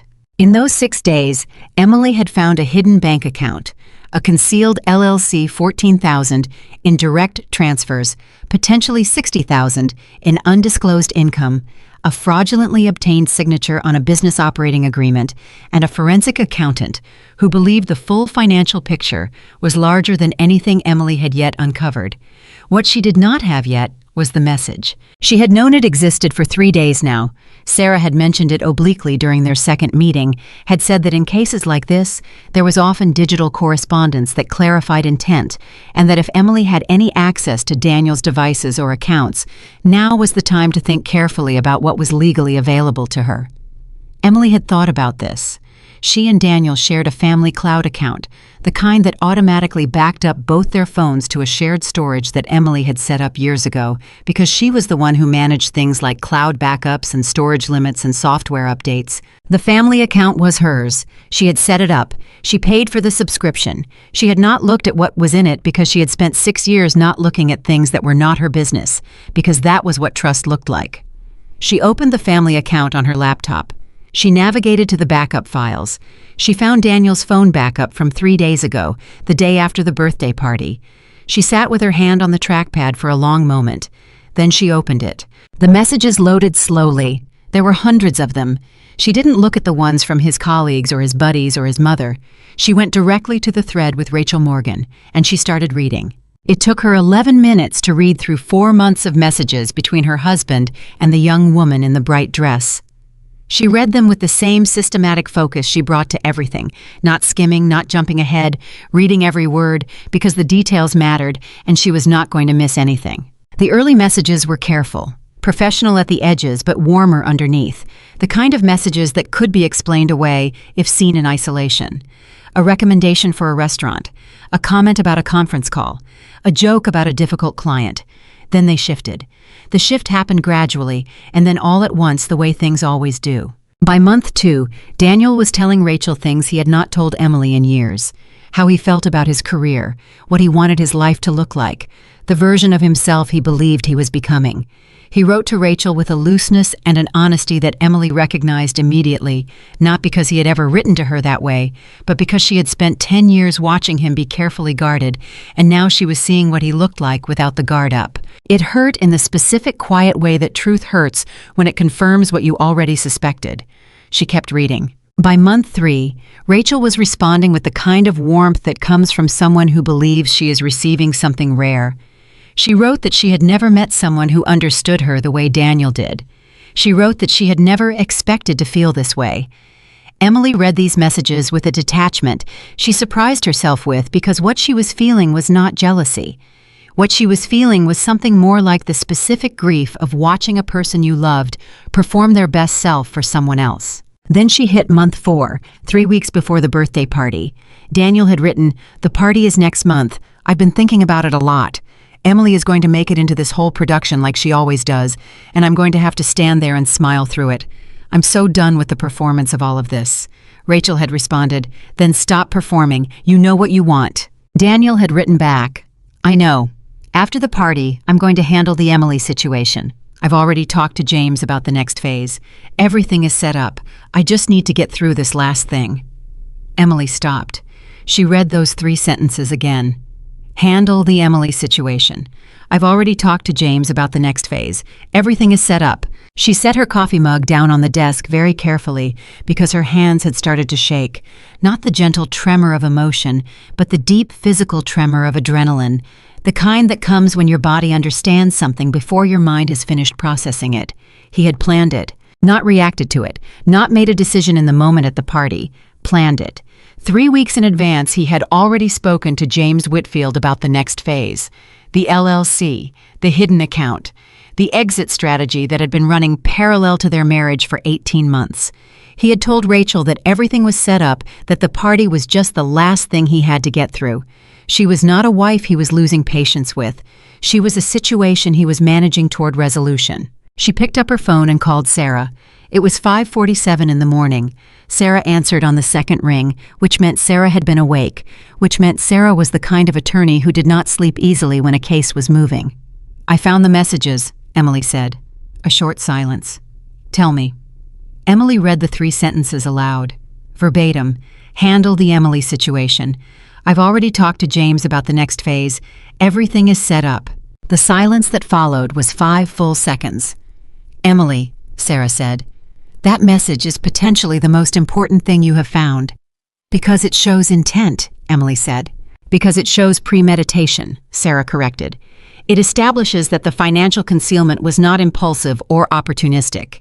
It establishes that he had a deliberate plan, that it involved a named third party, James Whitfield, who is already on our radar, and that the public humiliation at the party was part of the execution of that plan."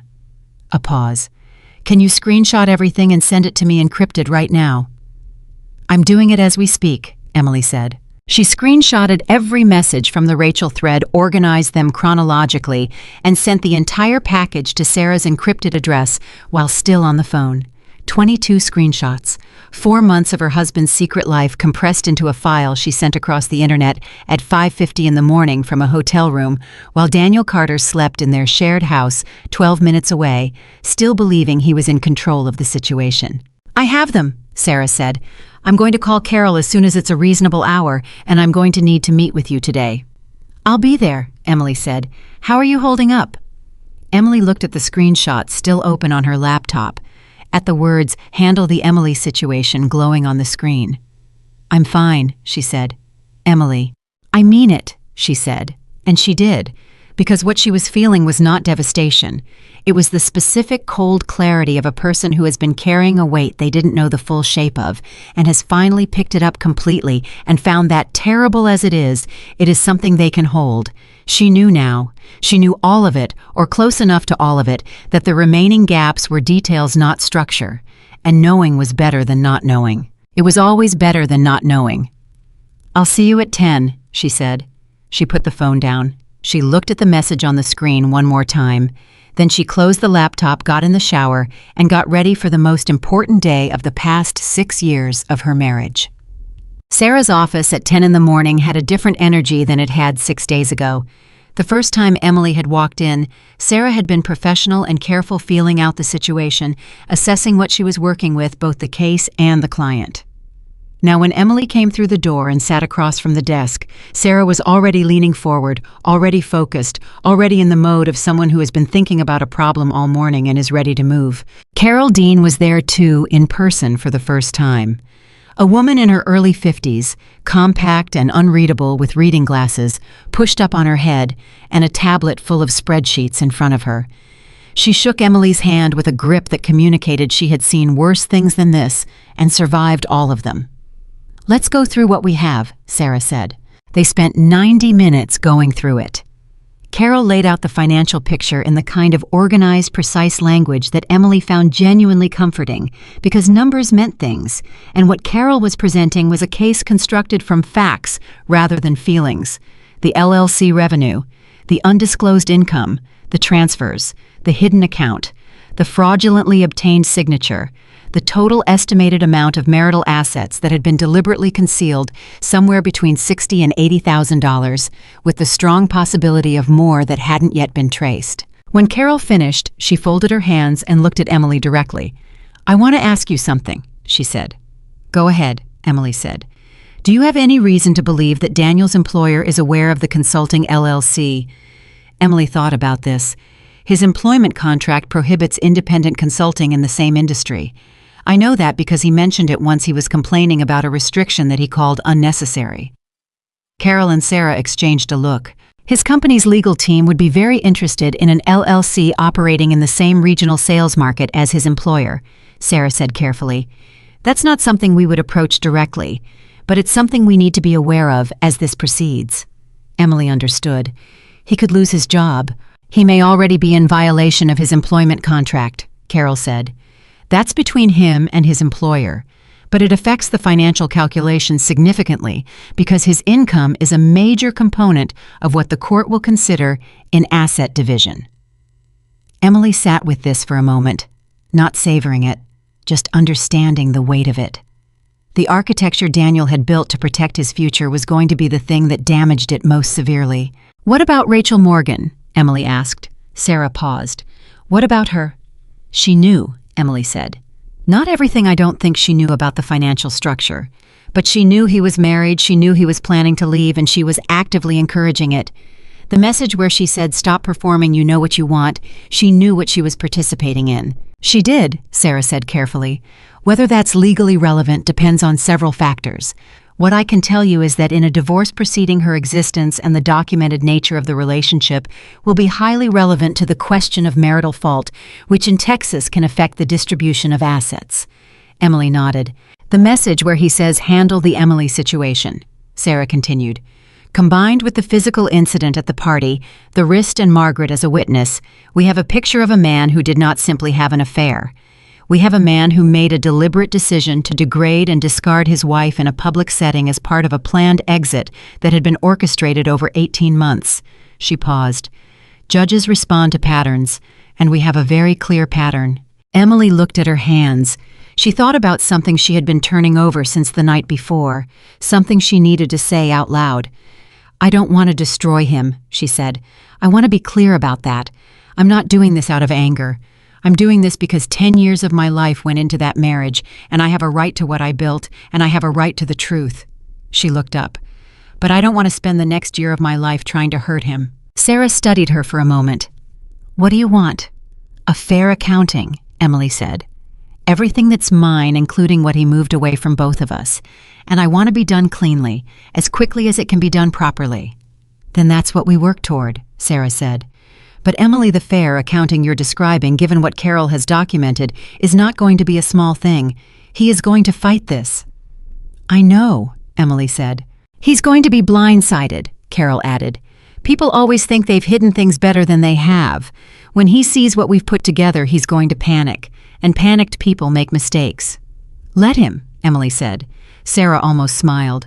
They spent the next 30 minutes planning the approach, the filing, the financial disclosures that would be required, the subpoenas that would pull the LLC records fully into the open. The approach to Daniel's employer not by them, but through a carefully constructed sequence that Sarah explained with the precision of someone who had done this before and understood exactly which domino needed to fall first. By noon, Emily walked out of Sarah's office with a clear sequence of steps and a filing date set for the following week. She sat in her car for a moment. She called Margaret. "Are you available this evening?" she asked when Margaret answered. "For you? Yes, always," Margaret said immediately. "What do you need?" "Daniel has suggested we meet," Emily said. "He doesn't know I've spoken to you, and he doesn't know what I know.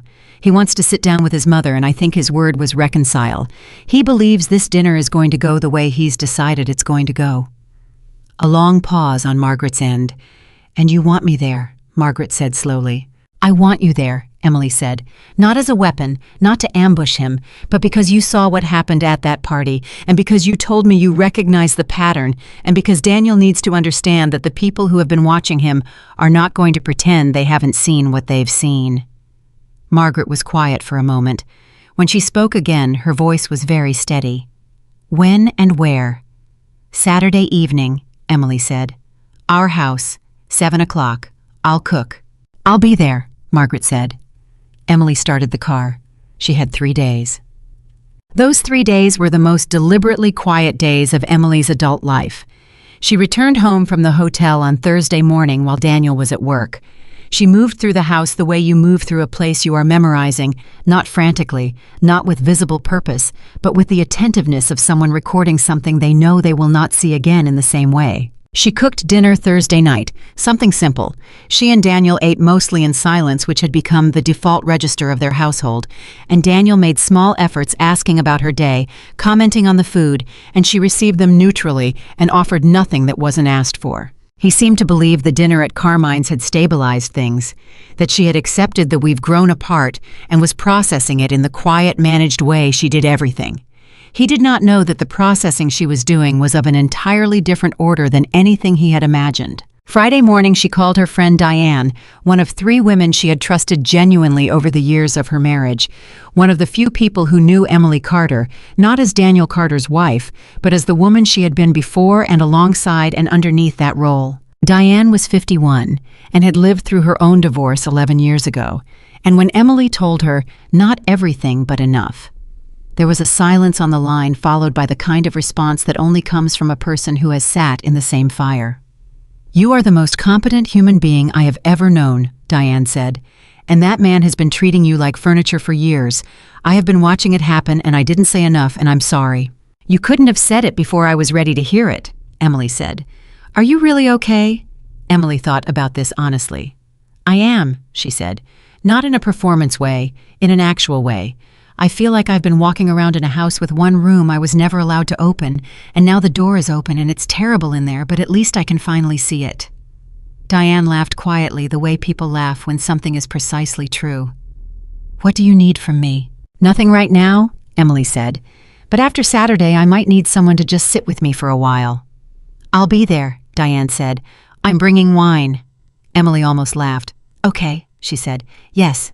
Friday evening she prepared. She reviewed her folder one more time, not because she had forgotten anything, but because she needed to feel the weight of it in her hands. Every document, every screenshot, every notation Carol had made on the financial analysis printouts, every piece of evidence that represented the truth of the past 18 months of her marriage. She organized it the way she organized everything chronologically, clearly labeled easy to follow. And then she cooked for Saturday's dinner. She made Daniel's mother's favorite dish, a thing she had learned from Margaret years ago, early in the marriage, when Margaret had shown her in her own kitchen on a Saturday afternoon, and they had stood side by side and talked about nothing consequential, and Emily had thought with genuine warmth, "I am lucky to have her." She still thought so. She was still lucky, just not in the ways she had imagined. Saturday arrived. Daniel had confirmed the dinner himself, which told her he had been looking forward to it for reasons of his own. She suspected he believed a dinner with his mother present would provide a kind of social scaffolding, that having Margaret there would moderate Emily's behavior, keep things calm, allow him to move the conversation toward the ending he had already written. He had been doing this for years without knowing it, using social situations as regulation mechanisms, relying on Emily's instinct to maintain composure in front of others, as a way to keep her from saying things he didn't want said. He had miscalculated what Emily was capable of maintaining. At 6:30, Emily set the table. She placed the folder of documents at her own seat. Daniel came down at 6:45 and saw the folder on the table. He looked at it for a moment, then at Emily. "What's that?" he asked. "We can talk when your mother gets here," she said. He said nothing. He went to get a drink of water, and Emily watched him from the kitchen and saw in the set of his shoulders the first real flicker of something that was not managed confidence, something lower, something animal.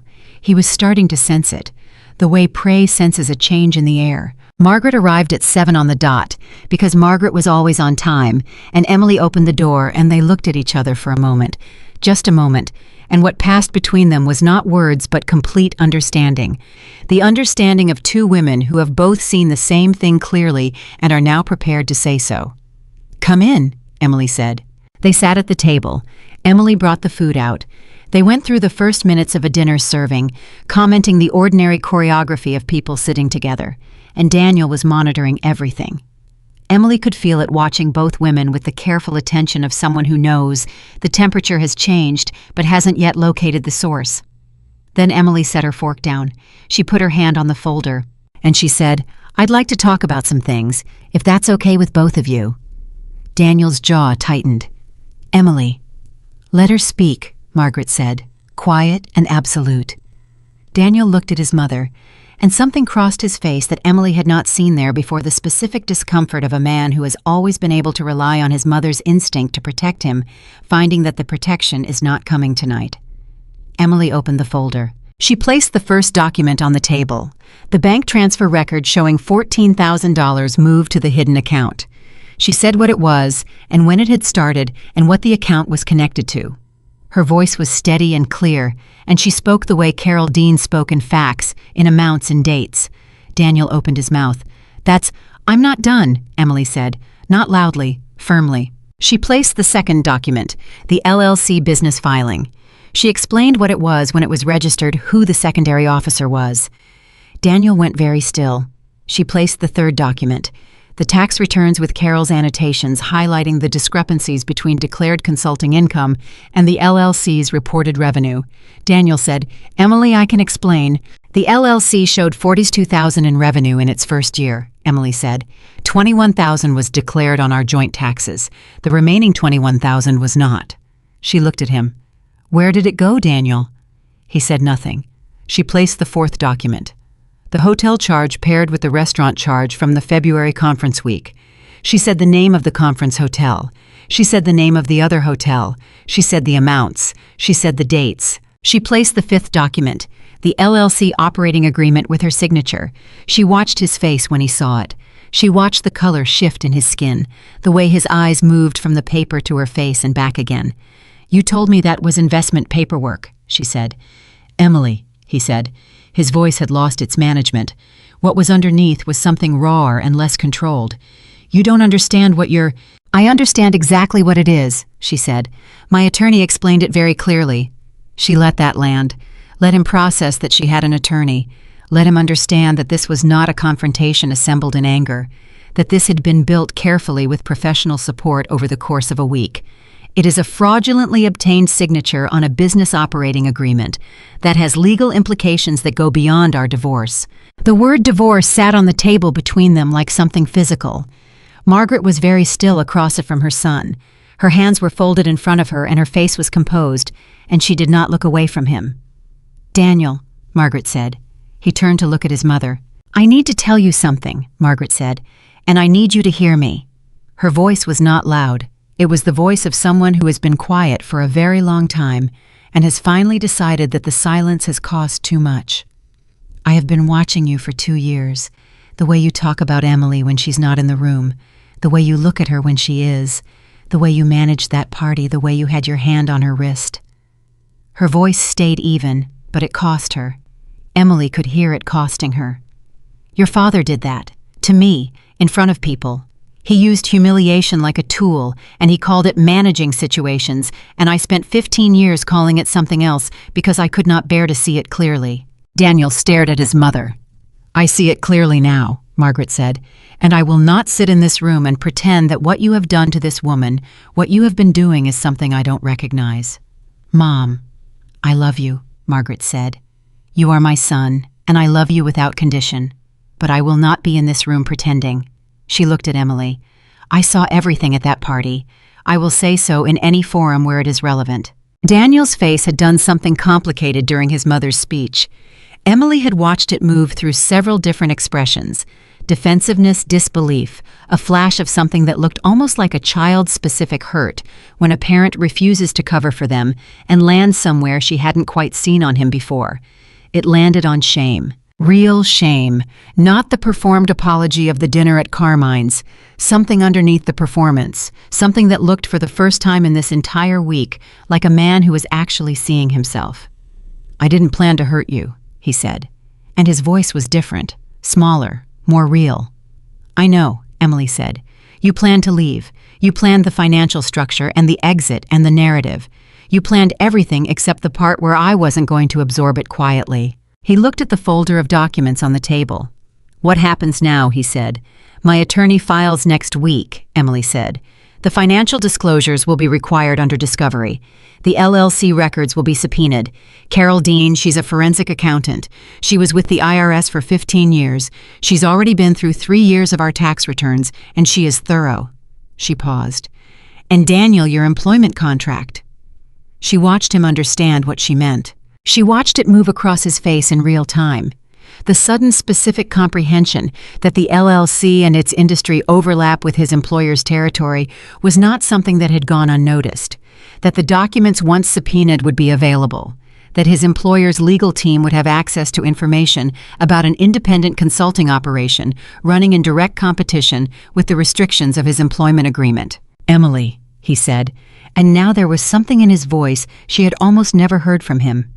Not management, not performance. Something close to fear. Emily, if that comes out... I know, she said. I could lose my position. I know, she said again. I wasn't trying to... He stopped. He put his hands on the table. He looked at them. He looked like a man watching something he built for a long time collapse in the space of a single evening, understanding that the collapse is not coming from outside, but from the weight of what he put inside it. Emily waited. When he looked up, his eyes were red at the edges. Not crying, close to it. I don't know how we got here, he said.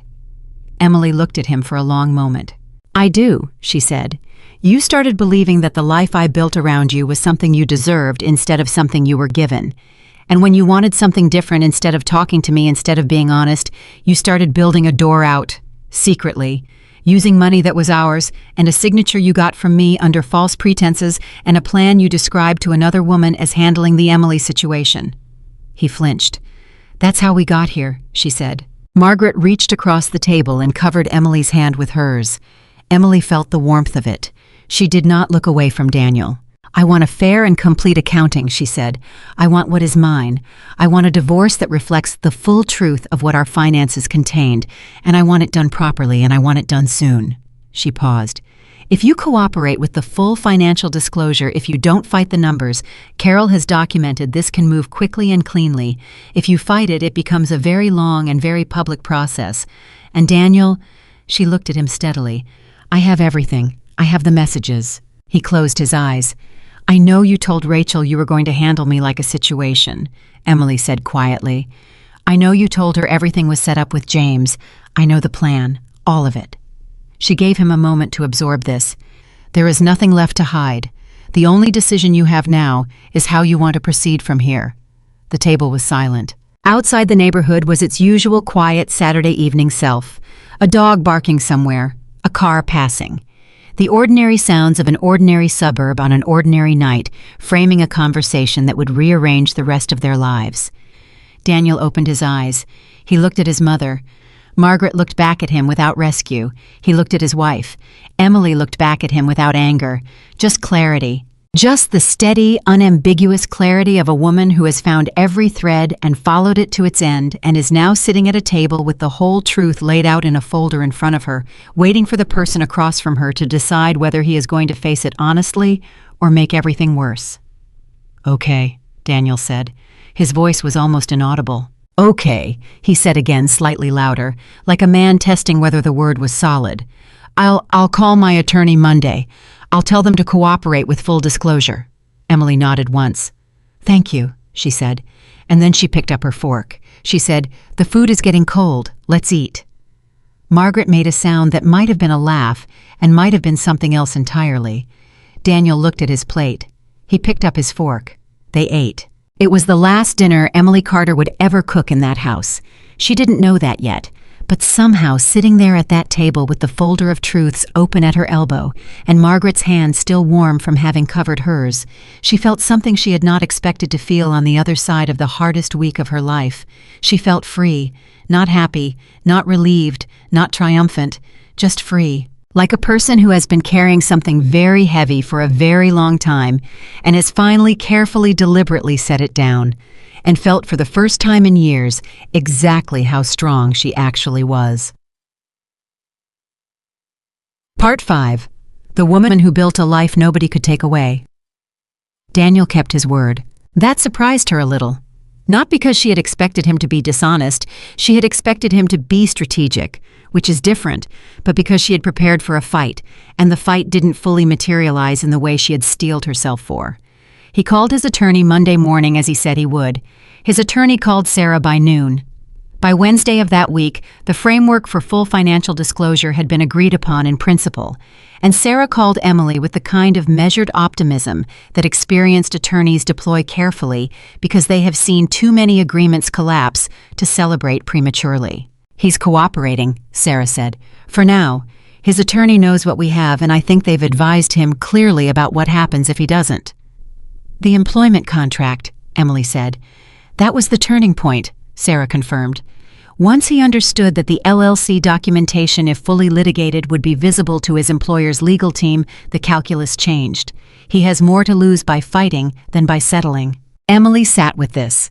She had not gone into that Saturday dinner intending to use Daniel's job as leverage. She had gone in intending to lay out the truth. But the truth had its own leverage built into it, and she had simply been the one to carry it into the room. "What does the timeline look like?" she asked. "If he maintains full cooperation and the financial disclosures come in clean, meaning consistent with what Carol has already documented, we could have a signed settlement agreement within 60 days, possibly less." 60 days. Emily had spent 10 years building her marriage.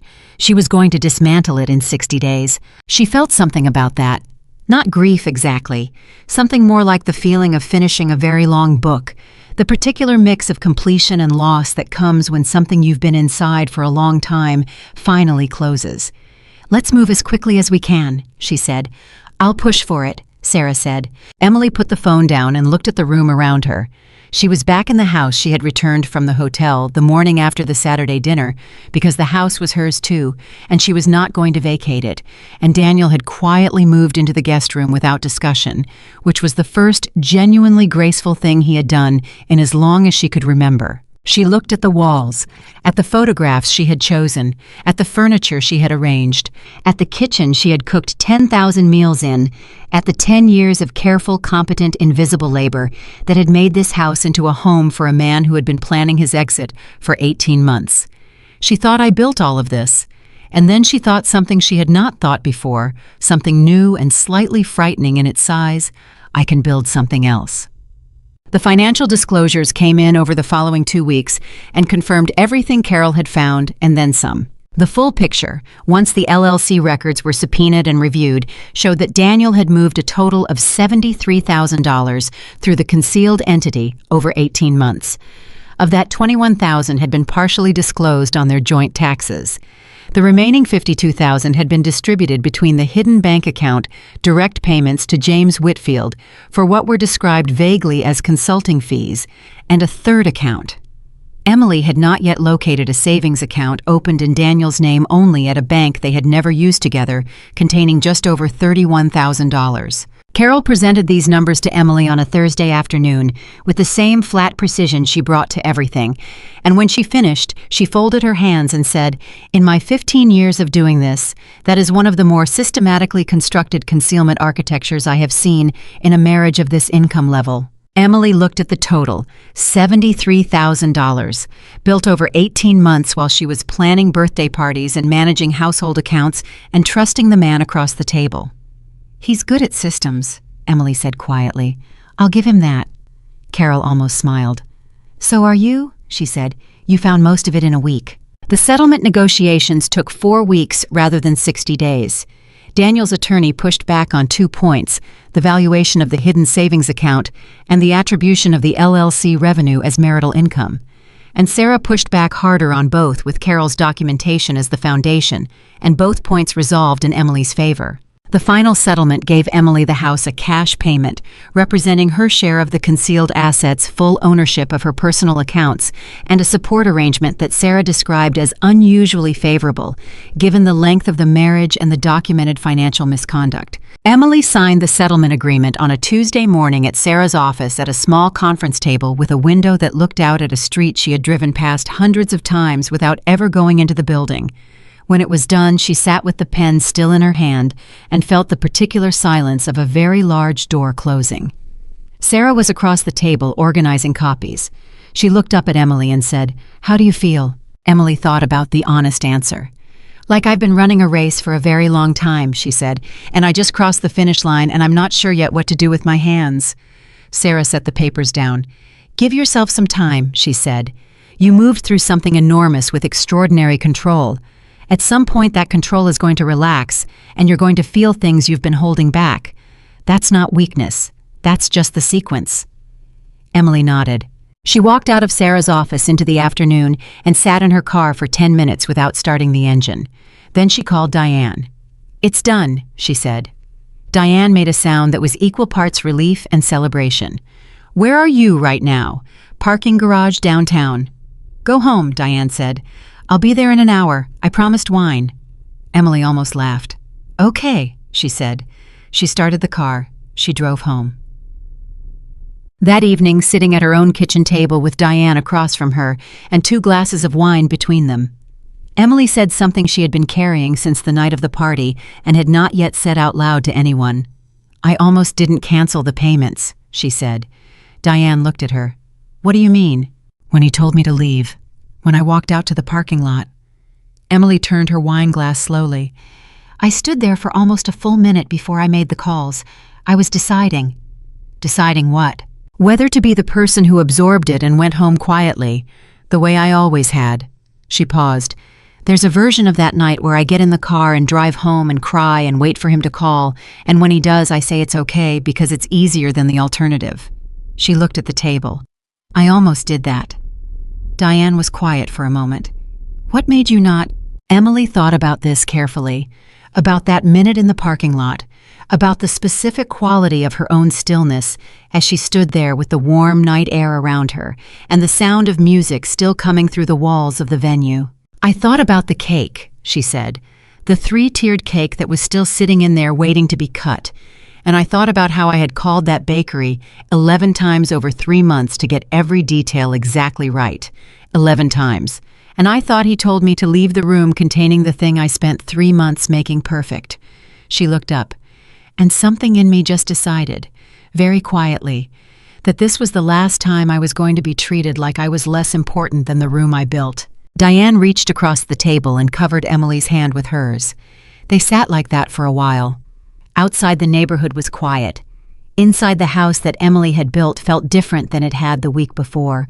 Not lighter, it wasn't lighter, it was just different, the way a room feels different when you've rearranged it, and you keep reaching for things where they used to be and finding them somewhere new. "What are you going to do now?" Diane asked. Emily picked up her wine glass. She had been thinking about this for 3 weeks. Not obsessively, not as an escape from the immediate work of the settlement, but as a quiet, parallel consideration running in the background while the foreground demanded her attention. A question she had been turning over like a stone, curious about what was underneath. "I've been thinking about starting a company," she said. Diane raised her eyebrows. "Event planning," Emily said. "I've been doing it informally for 10 years. I'm good at it. I know the vendor relationships in this city. I know how to manage logistics, contracts, budgets, client expectations." She set the glass down. "I planned the most technically flawless event of the year, and the only thing wrong with it was the person it was for." Diane stared at her for a moment. Then she laughed, not unkindly, the laugh of someone who has just heard a truth delivered with perfect precision. "Yes," Diane said. "Absolutely yes. When do you start?" "I already did," Emily said. "Sort of. I've been putting together a business plan, quietly, while everything else was happening." Diane shook her head slowly. "Of course you have," she said. "Emily Carter, in the middle of dismantling her marriage, also started a company." "I had to do something with the early mornings," Emily said simply, and this time they both laughed. The business plan had started as 3 pages of notes in the hotel room on the same night she was building the folder of financial evidence. She had not fully recognized it for what it was. At first she told herself she was just thinking, organizing thoughts the way she always did.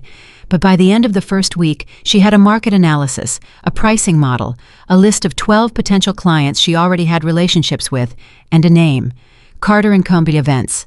Simple. Hers. She filed the business registration 6 days after signing the divorce settlement. She called Margaret to tell her. "Carter & Company Events," Margaret said, slowly savoring it. "That's beautiful." "I'm keeping the name," Emily said. "It's mine. I earned it." "You did," Margaret said, and her voice held something warm and uncomplicated, the pride of a woman for another woman, clean of any guilt or complication. "I'd like you to be my first client," Emily said. "Your church group, the fall fundraiser. You mentioned last year that the woman who usually organizes it has been struggling." A pause. Then, "Emily, are you serious?" "Completely," Emily said. "I need a first client who trusts me and gives me room to do it right. You're the first person I thought of." Margaret made a sound Emily had never heard from her before, something between a laugh and a breath that was trying not to become something else. "Yes," she said. "Yes, absolutely yes. Come for lunch on Sunday and we'll talk details." "Sunday it is," Emily said. She put the phone down. She opened her business plan on her laptop. She added at the top of the client page, "Margaret Carter, first client." And she smiled, and it was a real one, uncomplicated and genuine, the kind she had not felt on her own face in longer than she could precisely remember. The first month of Carter & Company Events was quiet, in the way that all real beginnings are quiet, not visibly dramatic, not immediately successful, but full of the deep, specific work of building something from nothing. Emily took Margaret's church fundraiser and produced an event that raised 40% more than the previous years. She took a referral from one of Margaret's friends, a retirement celebration for a woman turning 70, and delivered something the family called the most beautiful evening they had experienced in years. She took a corporate client through a connection from her old vendor network and delivered a quarterly team event on time and under budget. By the end of the second month, she had 6 clients. By the end of the third month, she had 12. She hired her first assistant, a young woman named Priya, who was 24 and extremely organized, and reminded Emily in some ways of herself at that age, which was both gratifying and slightly alarming. Emily paid her fairly from the first paycheck and told her explicitly that she would always know exactly where she stood in this company. "I built something once where my contribution was invisible," Emily said during Priya's first week. "That will not be how this company operates. When you do something well, I will tell you. When something needs to change, I will tell you that too, directly." Priya looked at her. "That's literally all anyone wants," she said. Emily thought about Daniel, about 10 years of wanting exactly that. "I know," she said. Word moved, the way it moves in a city like Austin through social networks and referrals, and the particular kind of recommendation that only comes when someone has genuinely exceeded expectation. By the 6-month mark, Carter & Company Events had a waiting list. Emily stood in the small office she had rented downtown, 2 rooms modest functional. On the afternoon she turned down her first client due to capacity, and she felt the specific satisfaction of a person who has built something solid. Not the performed satisfaction of achievement, not the satisfaction of having proved a point. The deeper, quieter satisfaction of someone who has used what they know to make something real. Her phone buzzed. A text from a number she still had saved, though she had not looked at it in months. Daniel. She stared at his name on the screen. She opened the message. He had written, "I heard about the company. I'm glad you're doing well. I've been thinking about a lot of things. I miss what we had. I miss you." Emily read it twice. She sat down. She thought about this birthday party, about the wrist, about the word situation, about $73,000 moved in secret over 18 months, about Rachel Morgan leaning close when she laughed, about a message that said, "Everything is set up, and I just need to get through this last thing." She thought about a parking lot, a minute of stillness, a decision. She thought about 6 months of mornings that started before sunrise, not because she was anxious, but because she was building something. About Priya learning the vendor negotiation process and getting it right on the 3rd try and looking up with the specific pride of someone who has just learned a real skill. About Margaret's fundraiser and the woman turning 70 and the corporate team that had emailed to say they'd be back next quarter. She thought about what it had cost and what it had given back. She put her phone face down on the desk. She thought about responding. She gave it real consideration because Emily Carter was not a person who made decisions carelessly. She sat with the weight of 10 years. She acknowledged it. She did not pretend it was nothing. Then she picked her phone back up. She deleted the message. Not out of anger, not to punish him, not because she wished him harm or wanted him to suffer or had any interest in the particular kind of score settling that would have required her to keep him in her life as an object of ongoing grievance. She deleted it because she was done. Completely, cleanly, entirely done. The way you are done with something when you have looked at every part of it and understood it fully and extracted from it everything it had to teach you and placed it behind you with both hands. She was done. She put the phone down. She opened her laptop. She had a proposal to finish for a client who wanted to host a celebration for 200 people in the spring, the largest event she had taken on so far, the kind of project that would have felt overwhelming 6 months ago and now felt exactly the size she was ready for. She started typing.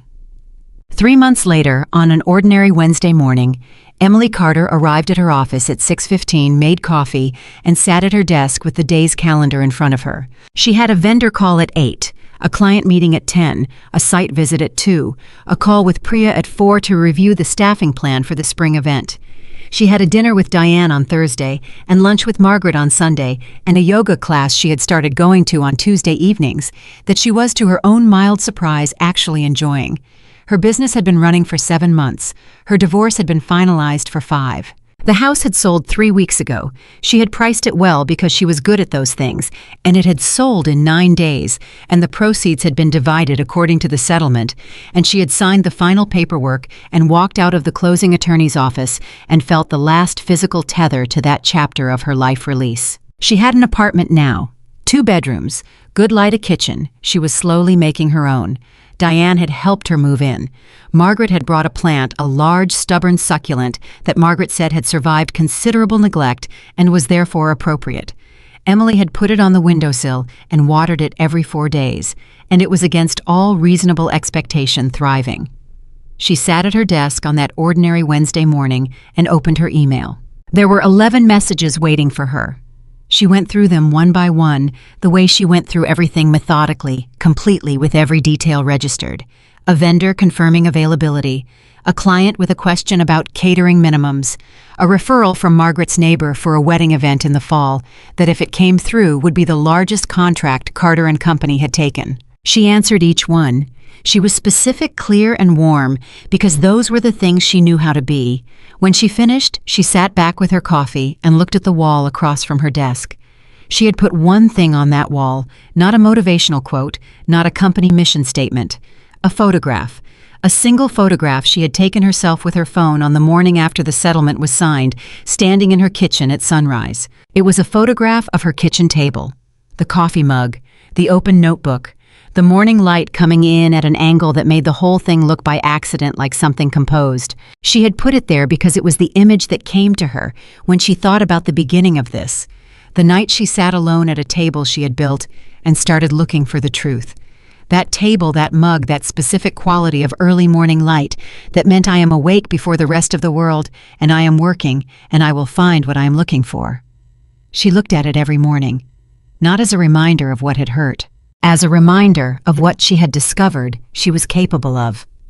Priya came in at 8:30, slightly breathless, carrying 2 coffee cups because she had learned early that Emily was always already on her second cup by the time she arrived, and she liked to contribute. The Morrison wedding inquiry came back, Priya said, setting a cup on Emily's desk. They want to schedule a formal consultation. Emily felt a small, specific surge of focus. The Morrison wedding, fall, 250 guests, 3 days of events, the kind of project that required the same systematic competence she had spent 10 years applying to someone else's life and was now finally permanently applying to her own. Schedule it for next week, she said. Tuesday if they're available, and pull together our portfolio from the last 6 months. I want to walk in there with the full picture. Already started it, Priya said. Emily looked at her. Good, she said simply. After Priya went to her own desk, Emily sat quietly for a moment with her coffee. She thought about the woman she had been a year ago, standing in Lorenzo's event hall in a party dress she had chosen for a man who was about to tell her to leave. She thought about the parking lot, the phone calls, the music stopping. She thought about the way it had felt to walk out of that building carrying only her purse and her phone. She had walked out of that building with nothing visible, but she had walked out carrying everything that mattered, her own competence, her own clarity, her own unbreakable instinct for what was real and what needed to be done. Daniel had told her to leave, and she had. She had left the party and the marriage and the role of invisible architect and the decade of building something she was never fully allowed to stand inside.